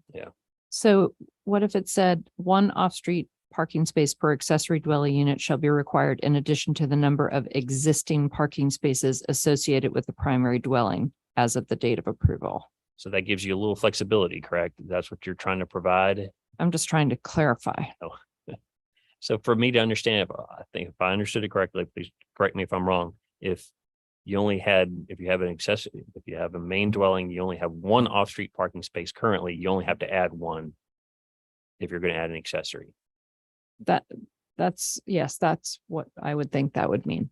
So that provides a little bit of flexibility. And this option that I read is sort of the backstop. So that's the more conservative. You have to provide at least 1 space for the accessory, where the option above, which was a little bit more loose in the sense that perhaps not as much parking needed to be required. So the option I read is the more conservative, and then the other one is a little bit more loose. Should I go ahead and read that one? Mhm. Okay. So the first one, for any accessory dwelling unit shall comply with the following parking requirements. The first one under there, if no spaces exist prior to an application for an approval of an ADU, 1 off-street parking space shall be created, provided, however, that if an applicant can demonstrate to the zoning administrator that adequate on-street parking exists on the block on which the main dwelling is located, such new space may not be required. Wait. That's a mouthful, but what we were trying to accomplish there, and I think that second half of the sentence is something that we added. Mhm. So we were pulling from some other location. So if you have a main dwelling unit and you have no parking spaces existing, off-street parking spaces existing, you would have to provide 1 for the ADU. However, if you could prove that there's enough on-street parking in that general area, then you might be able to get away without actually providing no parking spaces. To be clear, though, that does not say 1 space for the ADU. It just says Oh, 1 correct. space. Good point. 1 space. I'm presuming that it's the ADU that's creating this, but you're right. It doesn't say that specifically. Number 2 there, where either 1 or 2 spaces exist prior to the issuance of the accessory dwelling unit, all such spaces shall be maintained. I believe the reason for that is the spaces that you have, you cannot all of a sudden build the ADU on one of those Yeah. spaces. You're creating a need and you're taking away a space. So therefore, you actually have to at least maintain what you currently have if you have 1 or 2 spaces. Number 3, where more than 2 spaces exist prior to the issuance of the accessory dwelling unit, at least 2 spaces shall be maintained. So if you had 3 spaces, you could potentially build this accessory dwelling unit, depending on where it is on the property, on top of one of the spaces and eat up that and still be okay, because as long as 2 spaces remain, then it's acceptable. So you see, that's a little bit looser with respect to the total number of parking spaces that would be required off-street than the first option that I read to you. That's been tweaked a little bit by Shannon's proposed amendment, I guess. Because parking will knock out some, if we require a parking space for an ADU, it will knock out some properties. Right. I think that was in our discussion. I remember that was the reality, that with the weird history of houses being built, higgledy-piggledy, and Who, so I like the more elaborate one. who will most likely determine whether there's enough off-street or off-street parking? If you're talking about the second half of item number 1, that would be me as your zoning administrator. Now, you could easily just get rid of that last half of that sentence if you wanted to. We were just trying to, at some point, potentially allow more flexibility. So you don't have to necessarily do that. So it could just read, if no parking spaces exist, then for the application of approval of an ADU, one off-street parking space shall be created. And that could be very hard if they don't have one in the first place, where they can put it. Well, I think what I mean is, let's say, okay, they want to use street parking because the person asking for permission, determines that there's enough street parking. But who has the final say on that? The fire marshal? To determine whether that's really a safe. Well, it says in here, the zoning administrator. I'm the zoning administrator. And I'm going to give you an example Okay. because it's handy.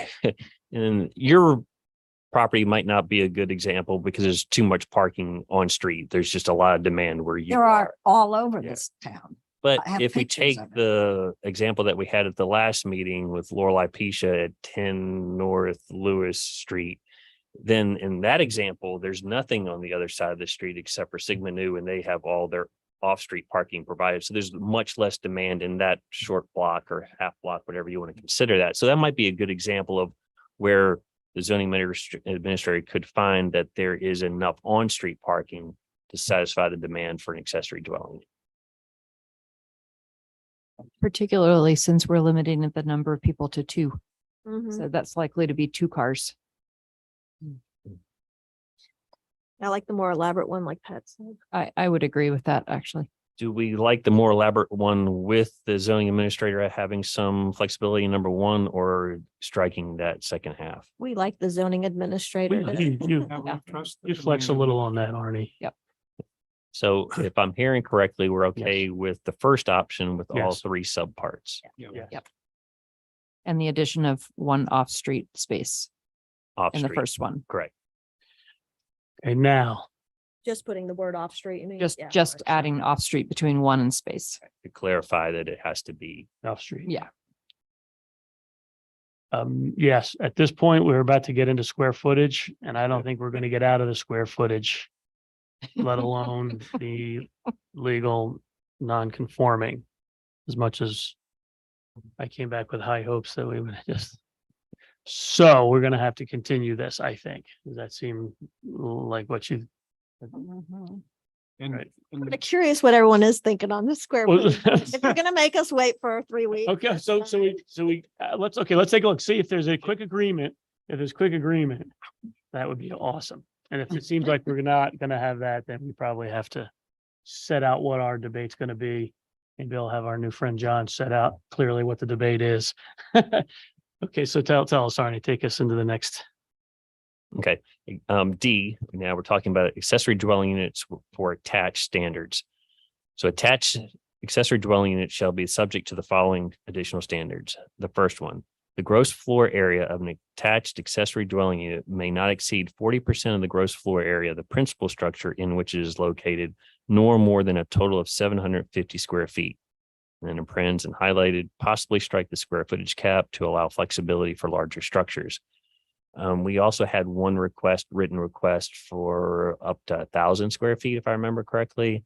And we have discussed this at some length about how do you calculate, particularly the 40% of the main building is a little bit of a penalty as opposed to 40% of that for the accessory, which is now not within that main structure.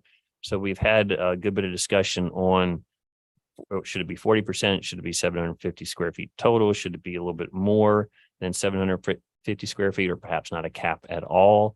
Because we do have some instances of larger structures. And this is just attached. Is attached. this is attached. just. Yeah. So this is an example where the house isn't, the main structure is not getting any bigger. We don't have nothing to worry about setbacks. It's not going to look any different from the outside.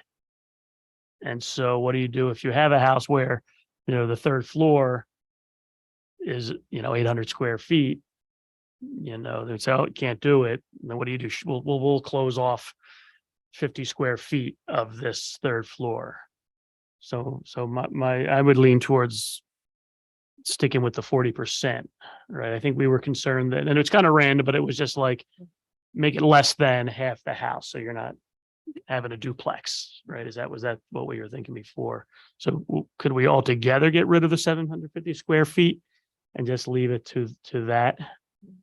Yes. Yes.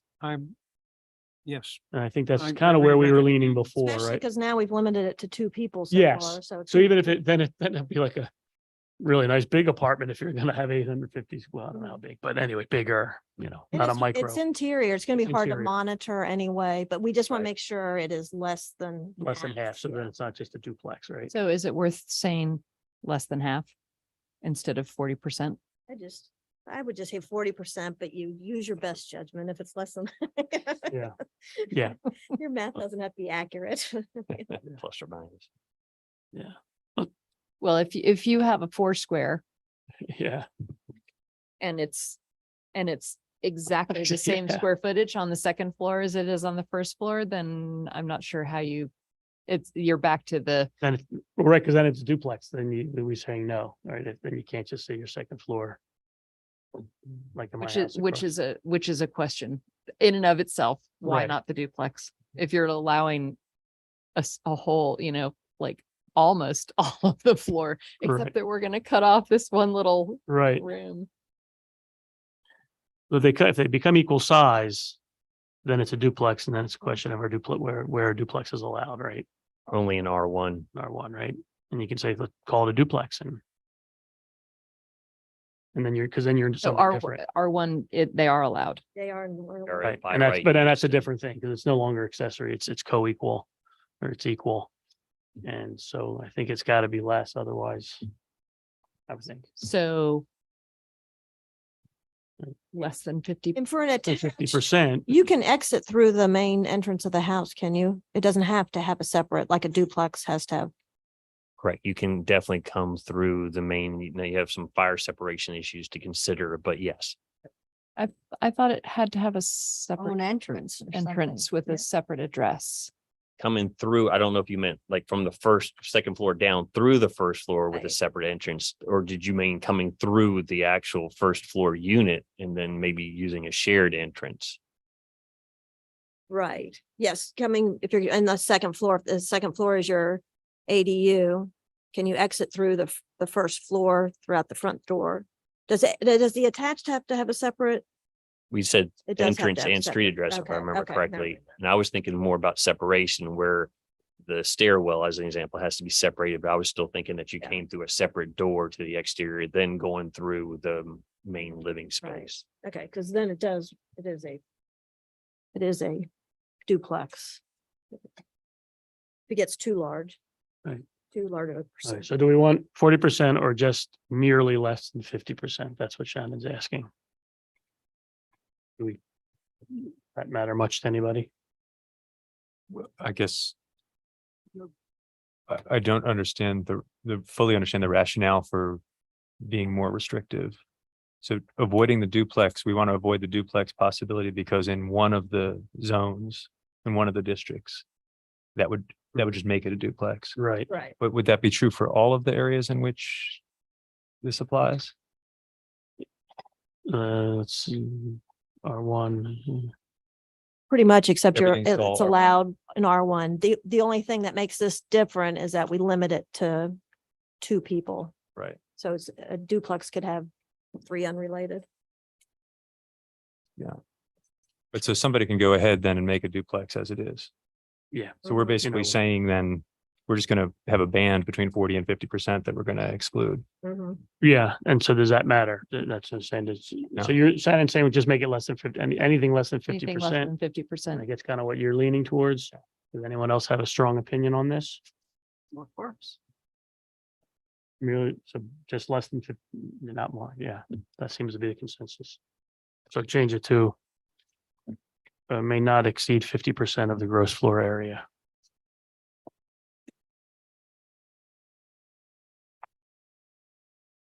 All right, We were trying to be conservative because we were worried about. Yeah. Large structures. could, I mean, you could, in the R2 area, you have some pretty big houses. But that's okay. I think yeah. Okay. Good. We did it. So if I may, Yeah. the gross floor area of an attached accessory dwelling unit may not exceed 50% of the gross floor area of the principal structure in which it is located. Period. Period. Do I dare go to number 2? Yes. Yes. On a roll. No attached accessory dwelling unit with an entrance above the first floor shall have exterior stairs to that entrance on the side of the lot fronting a street. Accessory dwelling units facing an alley as determined by the zoning administrator may have external stairs on the side of the lot facing the alley. The idea there is we didn't want to have a relatively ugly set of exterior stairs on the front of the building. And in the alleyway, it's okay because it's the alleyway. We don't really have a map that says these are our alleys and these are our streets. So it's some flexibility for me to determine what's an alley. I say you flex on that one, Arnie. We're good with both 1 and 2. Yep. Are we taking a break before we get to E? We can try it. Okay, we're going to E1. I heard a go. Accessory dwelling unit detached standards. Detached accessory dwelling unit shall be subject to the following additional standards. Number 1, the gross floor area of a detached accessory dwelling unit may not exceed 40% of the gross floor area of the primary dwelling unit on the property, nor more than a total of 800 square feet. Additionally, detached accessory buildings and structures cumulatively shall not occupy more than some certain percentage of the rear yard. Would propose striking the additionally, the rear yard percentage. I mean, in part, I think that's why it was good to have 25 foot setback, but regardless, I think that's, And that is the only place where we would have some sort of percentage area requirement. and I would also suggest, can we add, however, all detached ADUs may be a minimum of 600 square feet? That was getting back to the point that Mirabai brought up, which I thought was a good point. If you have a small house, I mean, it would be a teeny weeny ADU. Even if it's a 600 square foot house, I don't really see a problem with allowing a, Right, yeah, right. What was the constraint on, what was the rule that was constraining? the 40%, Percentage. the 40 percentage. But yeah, so it may not exceed, so it could be less than 40%, right? So, Yeah. so what was the problem with hers that, you Because her house is very small, so Right. if you took 40% of her oh, house. right. It's right. different for a detached Yeah, right. versus an attached, So what do we got to, so you're saying let's put put a minimum You- allowable, yeah, Does this work? or you change it to 60% of the. You increase it, it's like, it doesn't make sense to have 40 necessarily on the detached. Because of the size of the house, 60% would be more comparable because it's separate. It's not part of your total area. Whereas an attached, it's your total area. Is it? so 60%. Or, But I think the easiest thing is just saying, make a minimum of. Yeah. Of 600 square feet. So a minimum 600 square feet. So that means you could have a 2,000 square foot You have 1,000, ADU. you have 1,000 square foot house and have a 600 square foot ADU. Right? And Instead what of- if you had a 4,000 square foot house, you could have, Well, and then we get to the other, to setting. a then we get the maximum, maximum. which is right now at 800. Right. I wouldn't mind 1,000, but that would be my max. And of course, then that would get limited by whatever setbacks. you know, Right, yeah, maybe, I right, don't know. right, that's true. So are we at 40% or 50%? I can, What, do we need the percentage of the gross square foot if we have a minimum square footage? Yeah, not really. Could we say Like a minimum and maybe no more than the 800 or 1,000, No less than? and as and at small as least, you want it to be. Well, I thought you wanted to stay away from tiny houses. Right, well, I mean, So nothing on wheels, but so you could have like You have a house you know. that's tiny, but not a tiny house. Right. Right, okay. But they're allowed a You're minimum getting of it. 600. Yeah, so and you're allowed, I don't know, what's the smallest that someone would do? I don't, when you're living 300 square feet? Yeah, there's in New York City for $2,000 Right. a month? Yeah, There were some in that- this AARP that were tiny, tiny. 500, Gross. But- May not exceed. 360, that's a garage, Right. 220, internal ADU. Oh. Um, So can you, Leslie, can you go back and read what you, I mean, add in what you're thinking? well, one would be however, all detached ADUs may be a minimum of 600 square feet. But maybe we don't need a minimum size. I think you need a minimum. If if you we're have a taking s- out the percent, if we're taking out the, Yeah. taking out the 40%, So we're just putting a minimum and a maximum. Then how does that work? Then that means, Uh, yeah, it doesn't really work. I wouldn't mind changing that percentage to 60%. right, but, 'cause- right, yeah. right. If you put if your house is 1,000 square feet and the maximum is 1,000, then they're co-equal. then We they're don't want yeah, that, right? yeah. So so you want, would it work if we put 60%, may not exceed 60%?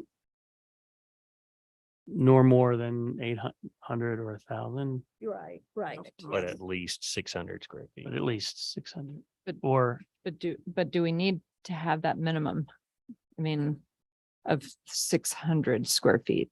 Like, why not allow 500 or 400? Yeah. You're only allowed one of them. Maybe somebody doesn't want a huge Right. addition in their right. So if we backyard. They put it to just 60 want. feet, you don't need to say the minimum because that, Wait, yeah. So if What I'm saying is if they have a small house and we're telling them you can only build a 400 square foot house and they want us to build, but they could build at least 600. They don't have to build 600. They could build something smaller. Yeah, I'm just saying no minimum. That you can build as small of an ADU as you want, as long Right. as it's within the, The minimum there's a is to max- allow them to build, everybody can build at least a 600 Ye- square foot house.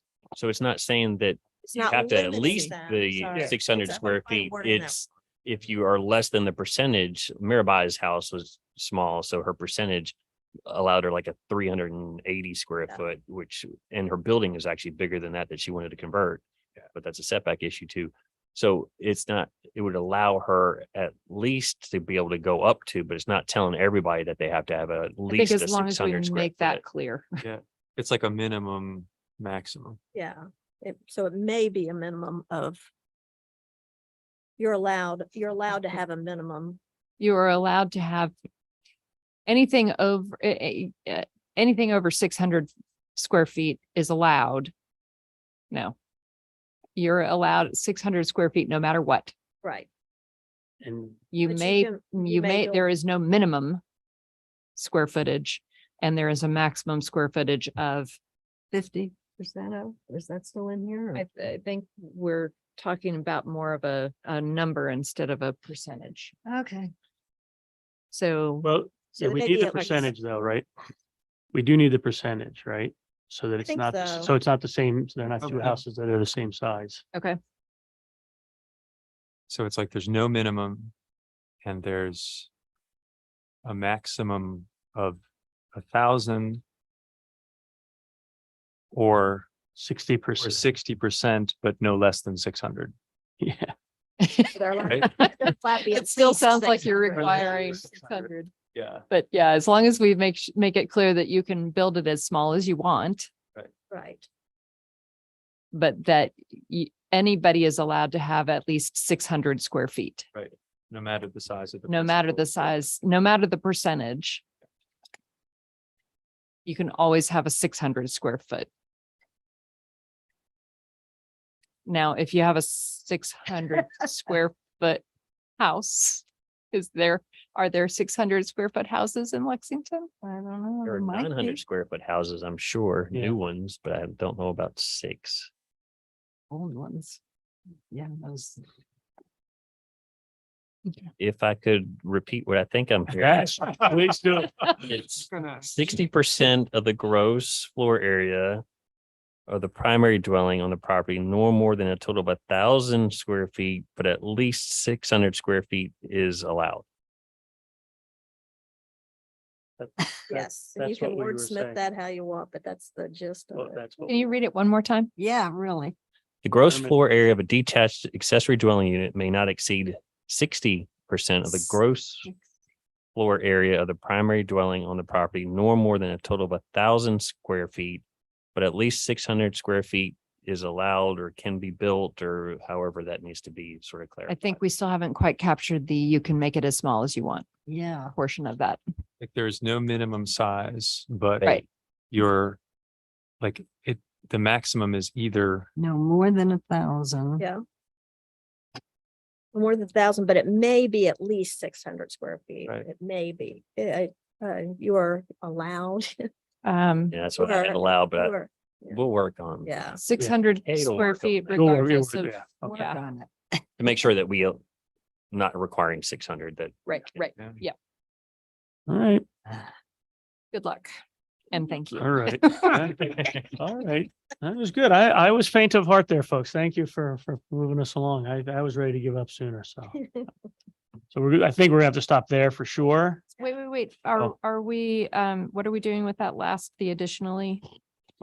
The percentage of the rear yard, did Oh, we? my understanding was that was going to be struck. Is that instruct? Okay, everybody else's understanding? Yeah, all right. We will, oh, yes, surely we could get past two, yeah, huh? What? number two. Oh, I think, should did we do say- that one? Were we okay with that? Or no, number two, Yeah, I think so. were we okay with that?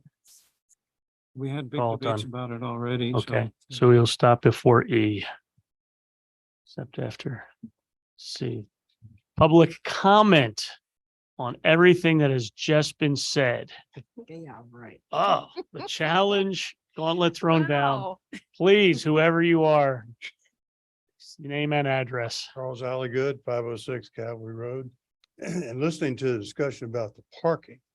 I remember several months ago, city council allowed, there was a request for parking for short-term rentals that didn't have to be in front of the house. It was allowed to move to some nearby place, but not necessarily in front of the house. And there was no distance from it. And it sounded to me, with the discussion, that there was that possibility of that provision kicking in with the parking requirement that we're talking about for this. That's what I'm thinking about.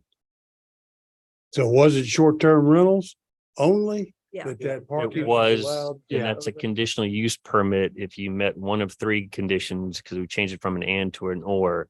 So yes, in certain conditions, you could get or apply for and hopefully be awarded a conditional use permit that would allow you to provide parking not on site for a short-term rental. And part of the discussion for these accessory dwelling units included the use for short-term rental. Hmm. So there is a little over. Yeah. That we should probably investigate, but That's. I don't think it's going to be a conflict, but it should be looked at. Can you put a placeholder on that within I like. Where exactly? in parking? I'm looking, that would be C11. Well, what is now C11, but we've gotten rid of some things. That's the last item in C. And What would you like under- me to highlight? though? I would just Put like you to little make a note STR, that, Short-term rental question. Yeah. yes, yep, Short-term rental, parking. parking, conditional use permit. thank you. Well, if they're gonna be a short-term rental, they have to meet all those rules. Yeah, I mean, those- that's a whole separate Yeah. thing, a discussion, I think. We may want to check whether or not we want, in this case, for accessory to maybe not allow them to have that flexibility, but we'll Right. go and Oh, I take see a what you're look. saying, not to allow the flexibility. Exactly. Okay. zoning and planning report if applicable. I didn't really put one together, but I would like to mention, we had a meeting yesterday with the Threshold Housing Commission. Threshold and the city are intent on going forward with the Central Shenandoah Planning District Commission as a partner and to apply for a CDBG planning grant, community development block grant, planning grant. And what that would be for is a housing condition survey citywide, where we would end up, if we're awarded the money, to hire a firm or a group to come in and do a windshield survey where they would not be knocking on your door to look at the condition of your inside of your building, but look at the outside condition.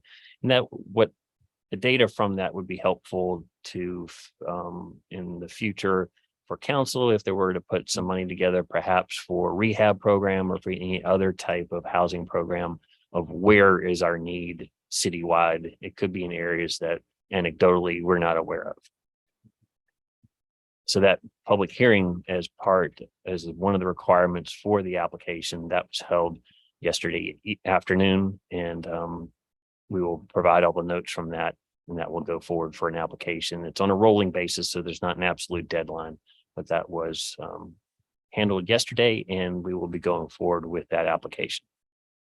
How likely is it? I mean, how many of those grants do they give? Olivia would know. Olivia Rains with the Central Shenandoah Planning District Commission would know that better than I. I don't think it's a maximum number. They have a pot set aside. It's based on a rolling basis. And once they're done with that pot, then, so it doesn't matter necessarily how many, those are up to $50,000 in award. And is it on a need basis? They have 5 or 6 or more different criteria. So it's, and those are fairly open-ended criteria. And Olivia did a beautiful job putting together the responses to those questions or those criteria, including mentioning our comprehensive plan in about 4 or 5 different items and our specific strategies and goals. And so it's. She gave a very good That's great. presentation yesterday. Gladys and I were both there. Yeah, For a so- measly $50,000 award, she did a great job on that application. Well, that's fantastic. Thank you. I don't mean to say measly and that we wouldn't be appreciative of it. We appreciate it. Does anything need to be said on B? The annual PC milestones, and does anyone have anything to say on those? Pat, if I could just, or Yeah. But Then you. well, a couple of things. One, I'm going to be gone the next 2 meetings, so I hope when I come back, you've finished. He knows. And if you haven't, I want you to know, I brought a tape measure tonight in case we wanted to see how long 10 feet or 15 or 20 feet is, and I'm happy to leave that with you. But on the key, I think maybe in October, or you all can go ahead with it earlier, it'd be good to revisit this and then think about, are there things that we want? Arnie, it's the discussion we have every year, like what is it that we want to really achieve in this next year? And I think with new members, it's a chance to have that discussion. So are there, are there the hot items that we have to attend to? And are there some longer range issues that we want to address? And I think having that kind of discussion to say, okay, well, in this next year, these are the things we really need to attend to and also respond to council priorities too. So I was actually going to say largely the same thing. I just noticed that there's, the what else, if any. So I'd like to know what else should be on that list. And I'm sure there must be, things that, we've had conversations in here since I've been on commission about things that we could add to that list. So. And I'm wondering how to handle that. Do you just want to bring that up at one of the future agendas when it's already here is what else? Or do you want to add something specific to an agenda or change this up so that more that reflects once we decide what our new mission or I think items that we want to tackle are? One question is to actually look at these and say, are they doing what we intended to do? Comp plan review ongoing, we really haven't touched that in a year. And so maybe there's two things, Arnie. One is to look at this little part of the agenda and say, how do we make it relevant to now? Do we need to update any of that? And then the second one is a separate discussion about, are there priorities that we would like to put forward for the next year? For example, and to hear from you also, because I know cottage housing is up there high on the list. Mhm. And so maybe, we could have a discussion as to why, and then, because it did help us, the ADU discussion. We began to understand it was a priority for. And So should we, For maybe our newer members, what we're currently working on an annual zoning text update that's now taking a little bit longer than annual. Because we've Yeah. done the sort of 15 items that were on that quick list, and then we went into not short-term rentals, I want to say, but small cells, not short, but small cells. And then now we're working on ADUs, and then we still have the accessory the cottage to do next. And I'm forgetting one. Oh, PDMUs was the other one that was already done. So that's our current sort of program. Once we finish with accessory dwelling units, then we're going to go straight into cottage housing, unless I'm told different, but that's what you all have decided previously. And then anything else, as John is, I think, alluding to, that needs to be added to that list for next year.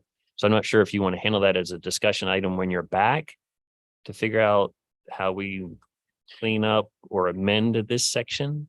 yeah, so I think maybe when we get this salted away, we put it as an No, agenda it's- item if there's a light meeting, once we get done with this big thing and there's not a bunch of hearings, we put that discussion on there to kind of start looking towards the next thing. And I think we'll probably want to stay with cottage housing, but whatever.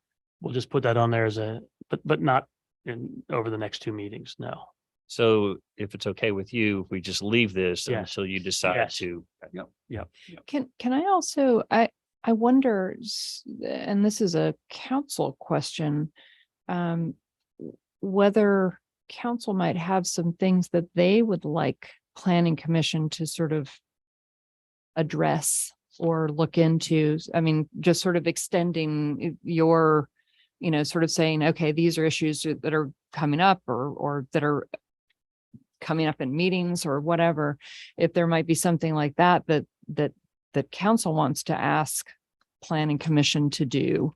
Sure. That would be another thing to, think about adding to this. I don't mean to put you on the spot and ask for. I don't think it's, that's why I mean to put, I agree with Pat. It's not something for the next two No, meetings, but no. it's something that we can put on the Yeah. agenda that gives Leslie a chance to go to council and say, are there things that you think are priorities Yeah. that you would like the The commission? council's not shy about. Sorry. Okay, good.